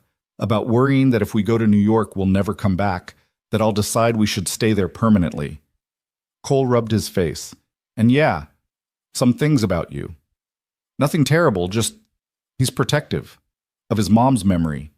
Of our family. He sees you as a threat to that. Maybe I am, Mara said quietly, sitting beside him. You're not. You're just different. New. And new is terrifying when you've already lost so much. Do you think we're making a mistake, pushing this too fast? Cole took her hand, threading their fingers together. I don't know, maybe. But I also know that opportunities don't wait for perfect timing. And I have to believe, that we can make this work, that the kids will adjust, that this could be good for all of us. And if they can't adjust, if Jacob hates it, if this breaks something that can't be fixed, then we come home early. I tell my boss it didn't work out. I find another way to advance my career. Cole turned to face her fully. Mara, I need you to understand something. I love you. I want a future with you. But my kids come first. They have to. If at any point this situation hurts them more than it helps, I'll end it, not us, he clarified quickly, seeing her expression. But the New York plan, the living arrangement, whatever needs to change to protect them. I understand. And I agree. They should come first. But that doesn't mean your feelings don't matter, or that I don't want to figure out how to make everyone happy. He kissed her forehead. We'll take it one day at a time, starting with getting through today. Today turned out to be harder than either of them anticipated. Jacob came home from school quiet and withdrawn. He did his homework in silence, barely touched his dinner, and went to bed early without saying goodnight. Nora was clingy, following Mara from room to room, asking questions about New York that seemed designed to find reassurance rather than information. Only Finn seemed unbothered, chattering about the dinosaur museums and asking if they could get a pet T-Rex. You can't have a pet T-Rex, Nora told him for the 15th time. Why not? Because they're extinct, dummy. Don't call your brother a dummy, Mara said automatically, stirring pasta sauce. Sorry. Because they're extinct, Finn. What if we found one that wasn't extinct? Then we'd be famous and also probably eaten, Jacob said from the doorway. He'd come downstairs so quietly that none of them had noticed. Finn considered this. Being famous would be cool. Being eaten wouldn't. That's a fair assessment, Mara said, trying to catch Jacob's eye, but he was staring at the floor. Can I talk to you? Jacob asked, still not looking up. Alone? Mara's heart rate picked up, but she kept her voice calm. Of course. Nora, can you watch the sauce? Just stir it every minute or so, don't let it burn. I know how to watch sauce, Nora said with preteen exasperation. Mara followed Jacob to the living room. He sat on the edge of the couch, hands clasped between his knees, the picture of a child trying very hard to be grown up. What's on your mind? Mara asked, sitting in the armchair across from him, giving him space. I need to know something, and I need you to tell me the truth, not just what you think I want to hear. Okay. Are you in love with my dad? The question was so direct, so unchildlike, that Mara had to take a breath before answering. Yes, she said. I am. Jacob nodded slowly, like he'd expected that answer but hoped for a different one. And he loves you? He says he does. Is that why you're coming to New York, because you love him? That's part of it, but it's also because I love you three. Because I want to help. Because I think I can make things easier for everyone. You can't replace her, Jacob said, his voice shaking. My mom. You can't just show up and act like you can be her. I know I can't. I'm not trying to. But you're doing her things, cooking our meals, helping with homework, braiding Nora's hair. Those were her things. Mara felt tears prickling at her eyes, but forced them back. This wasn't about her feelings. Jacob, those aren't your mom's things. Those are just things that need doing in a house with kids. Your mom did them because she loved you. I do them because I care about you. But that doesn't make me her replacement. It just makes me someone else who wants to take care of you. What if we go to New York and everything changes? What if Dad likes it better there and decides we should stay? What if we never come back and I forget what Mom looked like? There it was, the real fear underneath all the anger. Mara moved to sit beside him on the couch, close but not touching. Jacob, I can't promise you that nothing will change. Things are already changing, and they'll keep changing whether we go to New York or not. That's just life. But I can promise you this, your dad will never let you forget your mom, and neither will I. If we go to New York, we'll bring pictures of her, we'll talk about her, we'll make sure her memory comes with us. You didn't even know her. No, but I'd like to. Through you and Nora and Finn, through your dad's stories.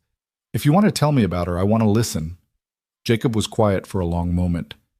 She used to make these really elaborate blanket forts, like engineering-level forts with different rooms and tunnels, and she'd help us defend them from Dad, who had to pretend to be a dragon. She sounds creative. She was. And funny. She did this thing where she'd narrate our lives like we were in a nature documentary. Here we see the wild Jacob in his natural habitat, approaching the refrigerator.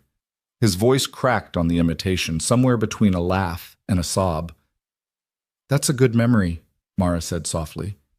I have a lot of good memories, but they're getting fuzzier.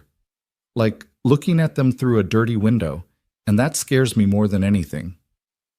Then we'll polish the window. We'll keep those memories clear. I'll help however I can. Jacob finally looked at her, his eyes red-rimmed. Why do you even want to help us? You could just leave. Get your own place. Start your own life. Why would you tie yourself to someone else's broken family? You're not broken, Mara said firmly. You're healing. There's a difference.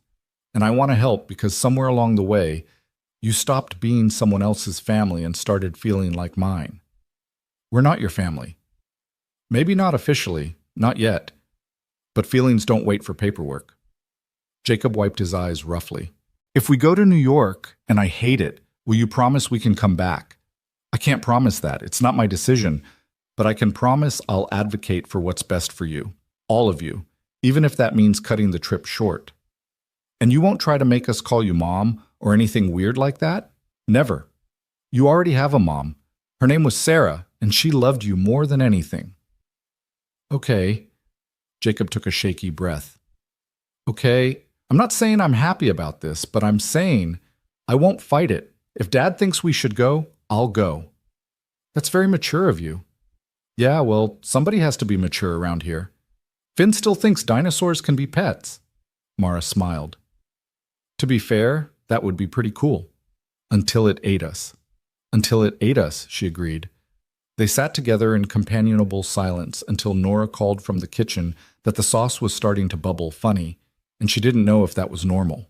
Over the next 2 weeks, the household slowly adjusted to the idea of New York. Cole accepted the promotion officially, with a start date 6 weeks out. They talked to the kids' schools about transferring records. They researched neighborhoods in New York with good schools and family-friendly apartments. Rachel came over twice more, less hostile now, but still watchful, like she was waiting for Mara to reveal herself as a fraud. Mara's divorce proceedings moved forward with painful slowness. Richard was contesting everything, dragging out the process with petty disputes about furniture and dishes and wedding gifts. The lawyer Cole had recommended was worth her weight in gold, fighting for Mara's rights with a fierceness that made her feel protected for the first time in years. He's trying to wear you down, the lawyer explained during one of their phone calls.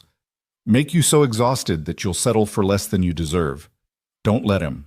I won't, Mara promised and meant it. She also started therapy. Cole had suggested it gently, mentioning that he'd found it helpful after Sarah died, and Mara had surprised herself by immediately agreeing. She saw Dr. Morrison twice a week, working through the layers of damage Richard had inflicted, the ways she'd learned to make herself small, the fear that she wasn't worthy of the love Cole offered. "You keep talking about earning his love," Dr. Morrison observed during their fourth session, "as if love is something you have to qualify for." "Isn't it?" Mara asked. "Healthy love isn't transactional. It's not a reward for good behavior or a prize for meeting certain criteria. It's a choice to value someone, flaws and all." "That sounds nice in theory, but you don't believe it applies to you." Mara looked at her hands. "Richard said I was defective, broken, that I couldn't give him what he needed, so I wasn't worth keeping.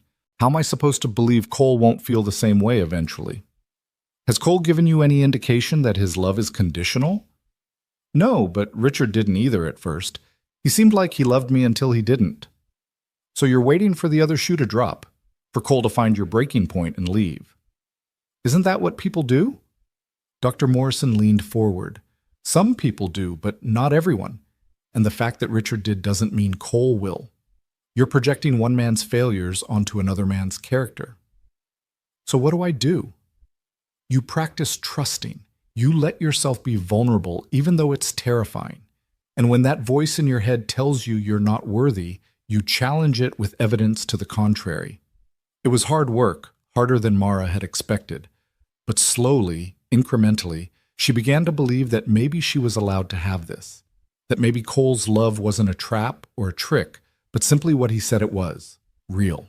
3 weeks before the move, they had their first real fight. It started over something stupid. Mara had organized the kids' closets, donating old clothes to make packing easier, and Cole came home to find bags of clothing by the door. He'd frozen, staring at a particular pink sweater that had belonged to Sarah. "Why is this in the donation bag?" His voice was tight. "Nora hasn't worn it in 2 years. It doesn't fit her anymore." "That was Sarah's. She made it herself. It's not trash." "I didn't say it was trash. I said Nora doesn't wear it. So we keep it, for memories." "Cole, you can't keep everything. You have entire boxes in the attic full of Sarah's things. At some point, you have to let go." The words were out before Mara realized how they'd sound. Cole's expression went cold. "Let go? Of my wife?" "That's not what I meant." "That's exactly what you meant. You want me to box up Sarah like she never existed so you can slide into her place more comfortably." "That's not fair," Mara said, her own anger rising. "I have never asked you to forget Sarah. I've encouraged the kids to talk about her. I've looked at photo albums with them. I've listened to stories about her for hours. Don't you dare accuse me of trying to erase her." "Then why are you trying to get rid of her things?" "Because Nora needs space in her suitcase for clothes that actually fit. Because we're moving across the country and can't take everything. Because holding on to a sweater doesn't keep Sarah alive, Cole. Your memories of her do. Your kids do. But a piece of clothing is just a piece of clothing." "You don't understand." "You're right, I don't. I don't understand what it's like to lose someone you love that way. But I do understand what it's like to be compared to a ghost and found wanting. And I won't do that. I won't spend the rest of my life competing with a memory." Cole stared at her, breathing hard. "What are you saying?" "I'm saying that I love you. I love those kids. But if you can't make room in your life for me because you're too busy clinging to the past, then maybe this won't work. Maybe I should find my own place after all." The silence that followed was terrible. Mara wanted to take the words back, but they'd been said. They hung between them like a wall. Finally, Cole spoke. "You're right." "What?" "You're right. I'm sorry." He sat down heavily on the stairs, the pink sweater still in his hands. "I've been so focused on keeping Sarah alive through objects that I forgot the objects aren't what matter. The kids need space in their suitcases. They need to move forward, and so do I." Mara sat beside him, her anger draining away. "I'm sorry too. I shouldn't have pushed. I know this is hard." "No, you should have. I needed to hear it." Cole looked at the sweater, running his thumb over the knitting. "Sarah would have liked you, I think. She always respected people who spoke their minds." "Tell me about her. Really tell me. Not just the perfect memories. The real her." So he did. He told Mara about Sarah's terrible singing voice and her habit of leaving cabinet doors open, about her impatience with bureaucracy and her tendency to start projects she never finished, about the fights they'd had over money and time management and whose turn it was to change diapers, about the messy, complicated, real love they'd shared. She wasn't perfect, Cole said finally. Neither was our marriage, but it was ours, and I loved it. I loved her. And I'm terrified that loving you means betraying that. It doesn't, Mara said softly. Love isn't finite. You can love her memory and love me at the same time. They don't cancel each other out. My head knows that. My heart's still catching up.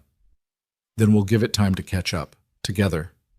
Cole leaned his head on her shoulder, exhausted. I don't deserve you. Yes, you do. And I don't deserve you. So I guess we're even.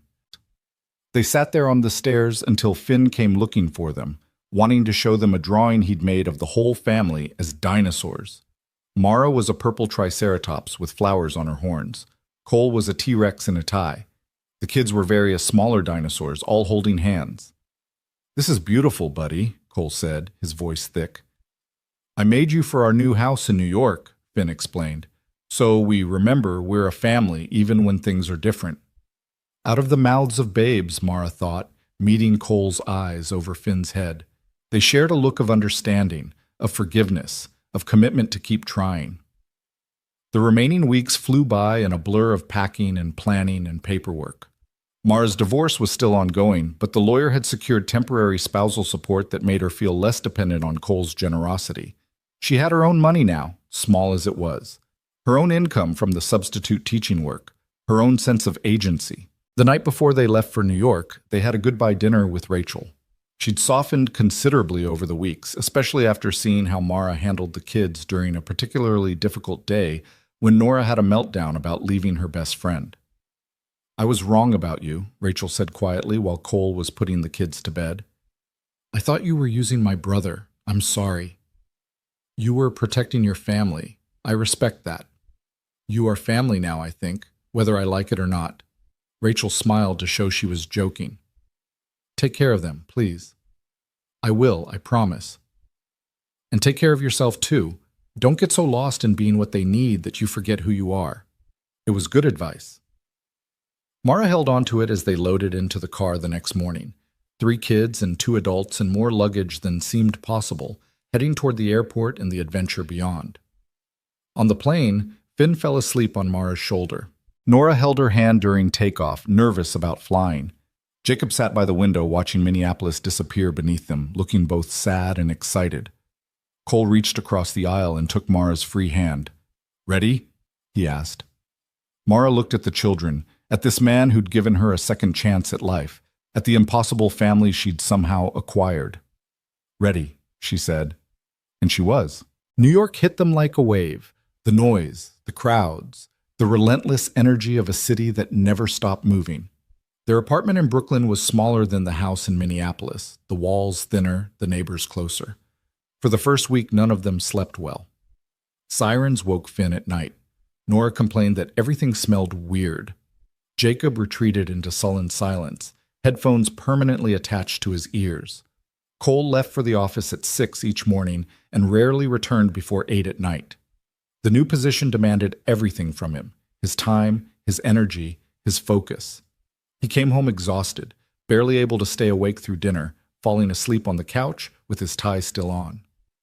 Mara held things together through sheer force of will. She enrolled the kids in their new schools, navigating bureaucracy in a city where everyone seemed perpetually impatient. She learned the subway system, figured out which bodega had the best snacks, found the nearest library and park.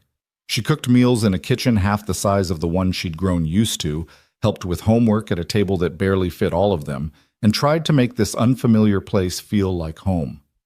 It was exhausting. Some nights, after the kids were finally asleep, she'd sit on the tiny balcony and cry quietly, wondering what she'd gotten herself into. She missed Minneapolis. She missed the routine they'd established. She missed having Cole present for more than a few rushed minutes. But she didn't leave. She'd promised she wouldn't, and she kept her promises. 6 weeks into their New York adventure, things came to a head. It was a Tuesday, unremarkable, except for how spectacularly wrong everything went. Jacob got detention for talking back to a teacher. Nora came home with head lice from a classmate. Finn had a complete meltdown in the grocery store because they didn't have his favorite cereal. And Mara, trying to juggle all of it while also dealing with a phone call from her divorce lawyer about Richard contesting the spousal support, finally broke. She didn't mean to cry in front of the kids. She'd held it together through the lice treatment, through the lecture about respect for teachers, through Finn's tantrum. But when she burned dinner because she'd been too distracted to notice the smoke alarm going off, something inside her just cracked. The tears came hot and fast, unstoppable. She stood in the kitchen with a pot of blackened pasta, smoke still hanging in the air, and sobbed. "Mara?" Nora's voice was small, scared. "I'm sorry," Mara managed. "I'm fine. I just need a minute." "You're crying," Finn observed, stating the obvious with the directness of a 5-year-old. "I know, buddy. Sometimes grown-ups cry. It's okay." "Is it because we're bad?" Nora asked, her own eyes filling with tears. "Because of my lice and Jacob's detention and—" "No." Mara set down the pot, wiped her eyes, and pulled Nora into a hug. "No, sweetheart. You're not bad. None of you are bad. I'm just tired and overwhelmed, but that's not your fault. Everything's different here," Jacob said quietly from the doorway. "We all hate it." "Do you?" Mara looked at each of them. "Really hate it?" They exchanged glances, that silent sibling communication she'd learned to recognize. "I miss our old house," Nora admitted, "and my friends. I miss my room," Finn added. "This room is small. I miss Dad," Jacob said, and that hurt more than anything else. "He's never here anymore." Mara sat down at the table, suddenly too tired to stand. "I miss him too." "Then why are we doing this?" Jacob asked, frustration sharpening his voice. "If everyone's miserable, why are we staying?" It was a fair question, one Mara had been asking herself late at night when she couldn't sleep. "Because sometimes," she said slowly, "we have to go through hard things to get to good things. Your dad needed this opportunity. It's important for his career, for your future. And I have to believe, that we can make it through this rough patch." "What if we can't?" Nora whispered. "Then we'll figure something else out. But we haven't really tried yet, not as a team." Mara looked at each of them. "I can't do this alone. I need your help. We need to work together." "How?" Jacob asked skeptically. "I don't know yet, but we'll figure it out. Together." When Cole came home at 9:30 that night, he found all 4 of them asleep on the living room couch, tangled together like puppies. Mara woke as he was trying to figure out how to extract Finn without waking everyone. "Hey," she said softly. "Hey yourself, what happened here?" "Long day. We had a family meeting and then watched a movie and everyone just crashed." Cole sat on the coffee table looking at his sleeping children with an expression of such profound love and exhaustion that Mara's heart ached. "I'm failing them," he said quietly. "Aren't I? I'm so focused on work that I'm missing everything." "You're not failing anyone. You're doing what you need to do. But they need me, you need me, and I'm never here." "Then be here when you can, really be here. Not just physically present, but mentally, emotionally here." Cole rubbed his face. "The project I'm heading, it's supposed to wrap up in 4 more months, but my boss hinted today that they want me to stay on permanently. Make New York my base of operations." Mara's stomach dropped. "What did you say?" "I said I needed to talk to my family first, that it wasn't a decision I could make alone." He met her eyes. "What do you think?" "I think you should ask your kids what they think." "I'm asking you." Mara looked at the children sleeping peacefully, their faces relaxed in ways they rarely were during waking hours anymore. "I think they're struggling. I think they miss home. I think Jacob's right. We're all a little miserable right now. But I also think we're adjusting. It's only been 6 weeks. Maybe we need more time. Or maybe I need to accept that this isn't working and tell my boss no." "Is that what you want?" Cole was quiet for a long moment. "I don't know what I want anymore. I wanted this promotion for so long, and now that I have it, all I can think about is what it's costing. Time with the kids, time with you, peace of mind." "Nothing worth having comes easy," Mara said softly, Isn't that what you told me once? When I was afraid to fight Richard for what I deserved? That was different. Was it? You fought for this opportunity. You earned it. Don't give up just because it's hard right now. Even if it means everyone's unhappy? I didn't say I was unhappy. I said I was overwhelmed. There's a difference. Cole reached for her hand. I don't deserve you. We've had this conversation. Yes, you do. They sat in comfortable silence for a while, listening to the sounds of the city beyond their windows. Finally, Cole spoke again. What if we made some changes? I could talk to my boss about adjusted hours. Come in later, leave earlier, work from home 1 day a week. Would he go for that? Only one way to find out. And we could find things to do as a family on weekends. Museums, parks, exploring the city. Make New York feel less like a prison and more like an adventure. The kids would like that. What would you like? Cole asked, his thumb tracing circles on her palm. Mara thought about it. What did she want? I'd like to feel less like I'm drowning. Maybe find a job, something part-time, something that's mine. You could substitute teach here too. Maybe, or maybe something different. I've been thinking about taking a cooking class, maybe exploring that more seriously. You're an amazing cook. I'm an adequate cook who follows recipes. There's a difference. So take classes, explore it, chase something that makes you happy. We can't afford for me to chase hobbies when we're barely making ends meet here. Cole squeezed her hand. We're making ends meet fine. And you're not a hobby. You're a person who deserves to have interests and passions outside of taking care of other people. That sounds like something Dr. Morrison would say. Smart woman, that Dr. Morrison. Mara smiled despite everything. When did you get so wise? I'm not wise. I'm just a guy who's made enough mistakes to recognize them when he's making new ones. He stood, gently scooping up Finn. Come on, let's get these guys to bed properly. They carried the children to their rooms, tucked them in, and stood together in the hallway afterward, Cole's arm around Mara's shoulders. We're going to be okay, he said softly. All of us. How do you know? Because we love each other, and love finds a way. It sounded like something from a greeting card, but Mara chose to believe it anyway. The next morning, Cole called in late to work and made breakfast for everyone. Pancakes with chocolate chips, just the way Finn liked them. He sat with them while they ate, really sat, asking about school and friends and plans. He listened to Nora's detailed explanation of her ongoing feud with a girl named Madison. He helped Jacob with a math problem he'd been stuck on. He built a tower out of Finn's dinosaur toys and let Finn knock it down. When he finally left for the office at 10, the kids seemed lighter somehow, happier. I like when Daddy does breakfast, Finn announced. Me too, Mara agreed. That weekend, they went to the Museum of Natural History. Finn nearly lost his mind at the dinosaur exhibits, pressing his face against the glass and asking a million questions that Mara couldn't answer. Jacob found the planetarium show unexpectedly fascinating. Nora bought a necklace with a geode pendant from the gift shop and wore it like a treasure. They got pizza afterward, greasy and perfect, eating it on a bench in Central Park while watching street performers. For the first time since arriving in New York, they felt like a family again instead of 4 separate people enduring parallel hardships. This was a good day, Nora said on the subway ride home, leaning against Mara's shoulder. It was, Mara agreed. Cole met her eyes over the children's heads and smiled. A real smile, full of hope and promise and possibility. Things didn't magically get better overnight. There were still hard days, still moments when Mara questioned everything. But slowly, incrementally, New York began to feel less like exile and more like an adventure they were choosing together. Cole negotiated new hours at work. In by 7, out by 5, work from home on Fridays.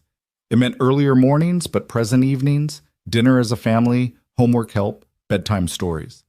The senior partners grumbled but agreed, impressed enough with his work to make accommodations. Mara enrolled in a culinary arts program at a community college, 2 evenings a week. She discovered she loved it, the precision of technique, the creativity of flavor combinations, the alchemy of turning raw ingredients into something extraordinary. Her instructor, a stern French woman named Chef Dubois, told her she had natural talent. You should consider this professionally, Chef Dubois said one evening after Mara had perfectly executed a complicated sauce. I'm 34 years old with no formal training. So? Julia Child didn't start cooking until she was almost 40. Age is irrelevant. Passion is everything. The idea took root. Mara started researching culinary careers, talking to people in the industry, imagining a future where cooking wasn't just something she did for family, but something she did for herself. Meanwhile, the kids adjusted. Jacob made friends with a boy in his class who shared his love of reading. They started a book club of 2, spending lunch periods arguing about character motivations and plot holes. Nora joined the school's art club and discovered a talent for painting. Finn, naturally, became the class expert on dinosaurs and appointed himself the teacher's helper during science lessons. 4 months into their New York stay, Richard finally settled the divorce. The fight had been ugly and protracted, but Mara's lawyer had been relentless. In the end, Mara got half their shared assets, 3 years of spousal support, and her freedom. The day the papers were finalized, she felt lighter than she had in years. "It's done," she told Cole that night, holding the official documents. "I'm officially divorced. How do you feel?" "Free, terrified, relieved, all of it at once." "You know what this means, right?" Cole asked, his expression serious. "What?" He got down on one knee right there in the kitchen, pulling a small velvet box from his pocket. The kids appeared in the doorway as if summoned, all 3 of them trying and failing to look surprised. "You knew about this," Mara accused them. "Dad made us promise not to tell," Nora said, practically vibrating with excitement. "It was really hard," Finn added. "Mara Ellison," Cole said, and his voice was steady despite the emotion in his eyes, "the day I found you in that bus shelter was the day my life changed. You brought light back into this house, into my heart, into my children's lives. You've stood by us through moves and meltdowns in Manhattan. You've been patient with my grief, gentle with my kids, and strong in ways I didn't know were possible." He opened the box, revealing a simple platinum band with a single diamond. Not flashy, not enormous, but perfect. "I'm not asking you to replace Sarah. I'm asking you to build something new with me. A family that honors the past but lives in the present. Will you marry me?" Mara looked at this man who'd saved her life in every way that mattered, at these children who'd let her into their hearts despite their fears, at the life they'd built together from broken pieces. "Yes," she whispered. "Yes, absolutely, yes." The kids erupted into cheers. Finn launched himself at Mara, nearly knocking her over. Nora was crying happy tears. Even Jacob was grinning, actually grinning, wider than Mara had seen since they'd arrived in New York. Cole slipped the ring onto her finger, and it fit perfectly, like it had been waiting for her all along. "We're really getting married?" Nora asked, as if she needed confirmation. "We really are," Cole confirmed. "Can I be the flower girl?" "You can be whatever you want to be." "I want to be a dinosaur," Finn announced. "You can't be a dinosaur at a wedding," Jacob told him. "Why not?" "Because dinosaurs can't carry rings. I could carry rings if I was a dinosaur. I'd carry them in my mouth really carefully." Mara laughed, the sound bubbling up from somewhere deep and joyful. "We'll figure out the details later. For now, can we just celebrate?" They ordered takeout, Chinese food from the place down the street that they'd become regulars at. They ate it spread across the coffee table, passing cartons back and forth, talking about wedding plans and the future and all the possibilities ahead of them. Later, after the kids were asleep, Cole and Mara stood on their tiny balcony, looking out at the city lights. "I never thought I'd have this again," Cole said quietly. "Love, partnership, someone to share the good days and the hard ones. Neither did I. I thought I was broken, defective, not worth keeping." "You were never any of those things. You were just with someone too small to see your worth." Mara leaned into him, feeling his solid warmth, his steady heartbeat. "Thank you for seeing me, for choosing me. Thank you for choosing us, for taking a chance on a widower and 3 grieving kids. Best decision I ever made."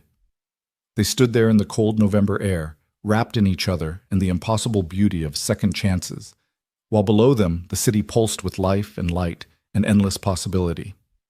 When Cole's 6-month contract ended, his boss made the expected offer: stay permanently, full partnership, significant raise.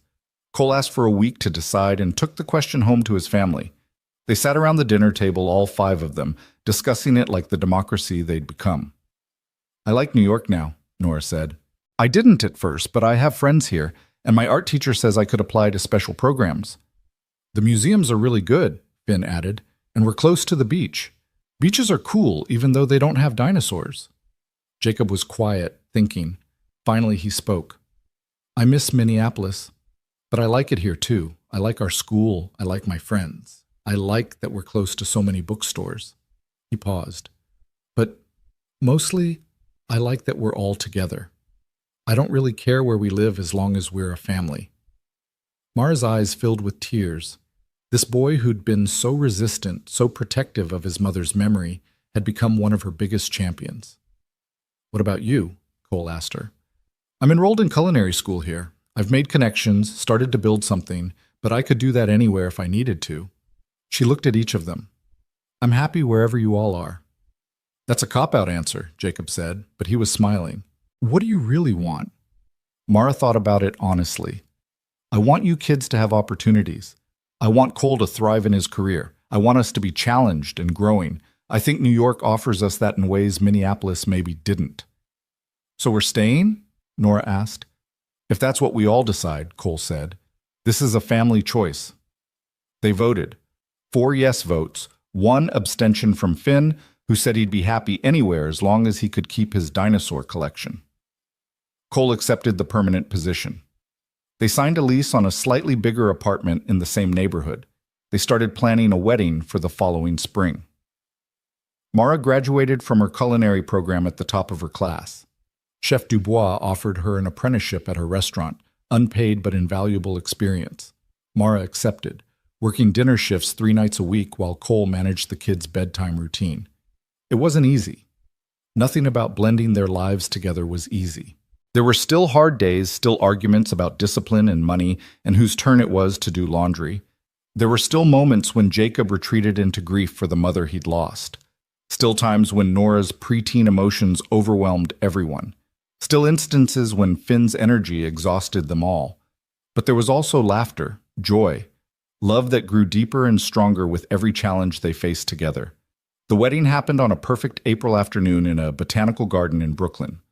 Mara wore a simple ivory dress, wildflowers in her hair. Cole wore a suit that made him look like the leading man he'd always been to her.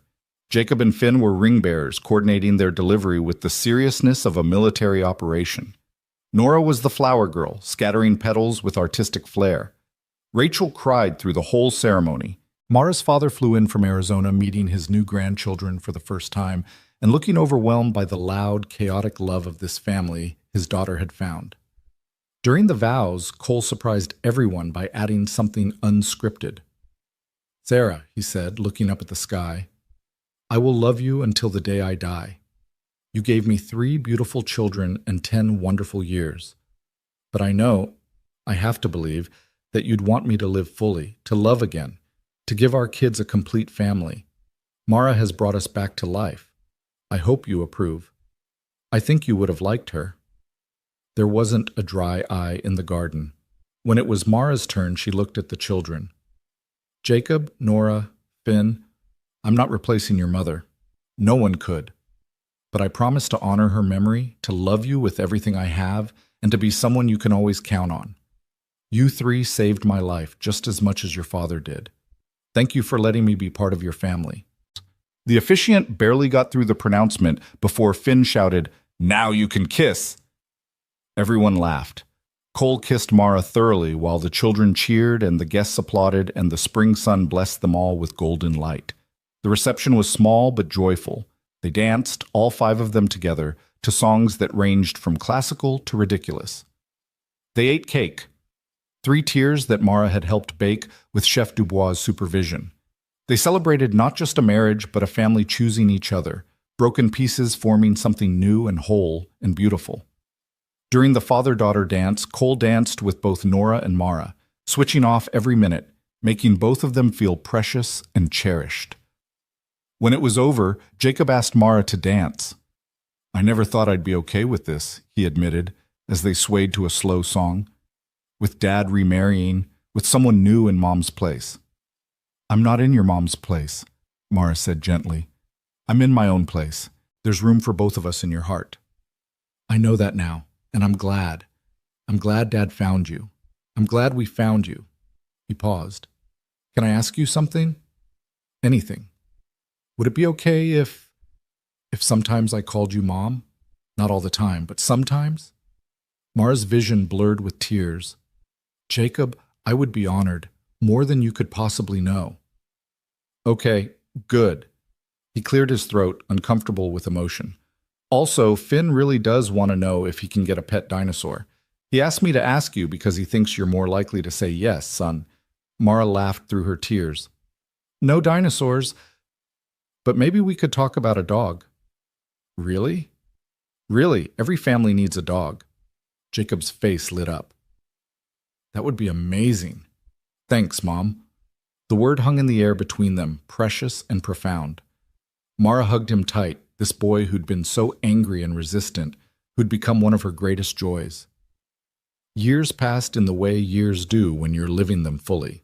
Mara's apprenticeship turned into a sous chef position, Cole made partner at his firm. The kids grew taller, smarter, more themselves. They got a dog, a golden retriever named Biscuit, who Finn insisted was descended from dinosaurs because all birds were and dogs were basically large birds. They went back to Minneapolis every summer, visiting Rachel and maintaining connections to the place they'd come from. But New York was home now, with its noise and crowds and endless energy. On Nora's high school graduation day, Mara sat between Cole and the boys in the auditorium, watching their daughter, because Nora was their daughter in every way that mattered, prepare to give the valedictorian speech. Nora stepped up to the podium, poised and confident, her mother's necklace at her throat and her own strength in her eyes. My mom taught me something important, Nora began, and Mara's breath caught. She taught me that some people will try to tell you you're broken, that you're not enough, that you need to be fixed or changed or different to be worthy of love. But you're not broken. You just haven't been seen by the right hearts yet. She paused, her eyes finding Mara in the crowd. My father found her on a snowy night 10 years ago. She was sitting in a bus shelter with nowhere to go and no one to call. Another man had thrown her away, told her she was defective, not worth keeping. But my dad saw something different. He saw someone worth saving, worth loving, worth choosing. Mara felt Cole's hand find hers, squeezing tight. She didn't just save him, though everyone thinks that's the story. She saved all of us. She showed up when we were broken too, grieving our mother, lost in the dark. And she loved us anyway. She chose us anyway. She built a family with us, not because she needed to replace what we'd lost, but because she saw us and decided we were worth fighting for. Tears were streaming down Mara's face now. Jacob handed her a tissue without looking away from his sister. So if you're sitting there feeling broken, feeling like you're not enough, feeling like no one will ever choose you, I want you to know something. You are enough. You are worthy. And somewhere out there, there's a family waiting for you. Maybe it's the one you're born into. Maybe it's the one you build, but it's there, waiting for you to find it, waiting for you to be brave enough to let them choose you. Nora looked directly at Mara. Thank you, Mom, for being brave enough to let us choose you, for choosing us back, for showing me that sometimes the best families are the ones we build from broken pieces. The auditorium erupted in applause. Mara was sobbing openly now, not caring who saw. Cole pulled her close, his own eyes wet. Our daughter, he whispered. Look at what we raised. Look at what she became, Mara corrected. After the ceremony, they took photos in the courtyard. All 5 of them together, Biscuit included, because Finn had smuggled him in his backpack. Nora in her cap and gown, radiant with accomplishment and joy. Jacob with his arm around his sister, protective even in celebration. Finn making faces behind everyone's heads. Cole and Mara in the middle of it all, the anchor points around which this beautiful chaos had organized itself. Remember when you found me in that bus shelter? Mara asked Cole quietly, while the photographer adjusted his camera. Every day, Cole said. Best decision I ever made, stopping to check on a stranger in the snow. Second best, Mara corrected, smiling. The best decision was asking me to stay. No, Cole said, kissing her temple. The best decision was you saying yes.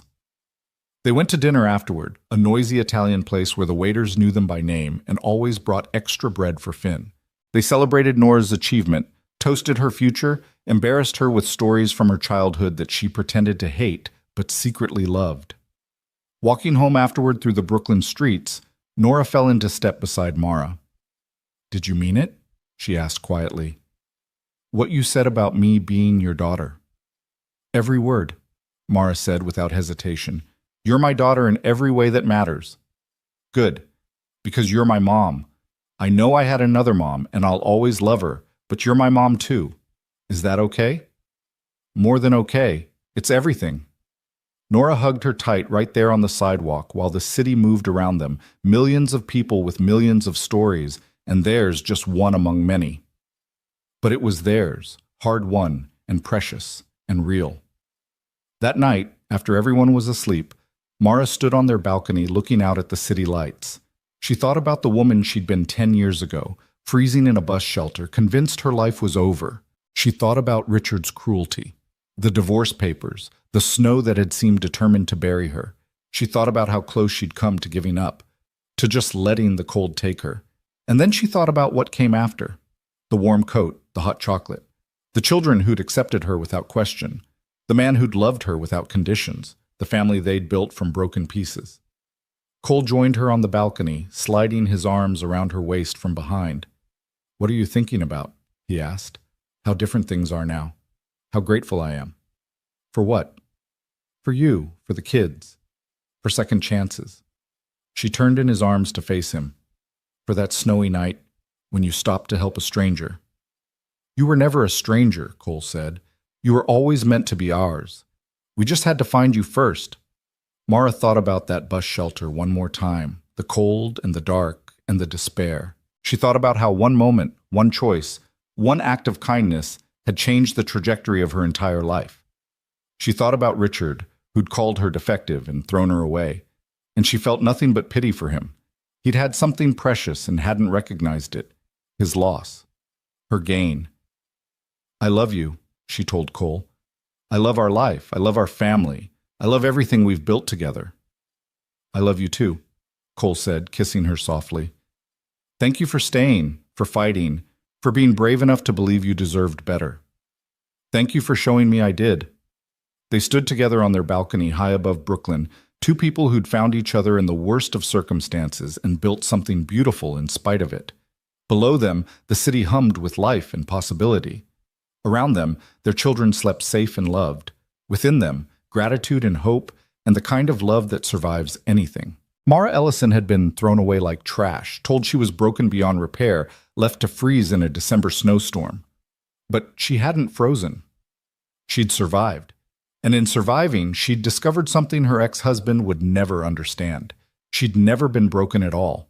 She'd just been waiting for the right hands to recognize her worth, for the right hearts to choose her, for the right family to show her what love actually looked like when it was real.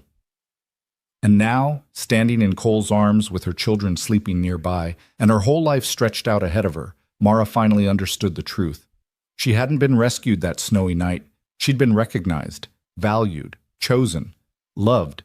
And in the end, that made all the difference.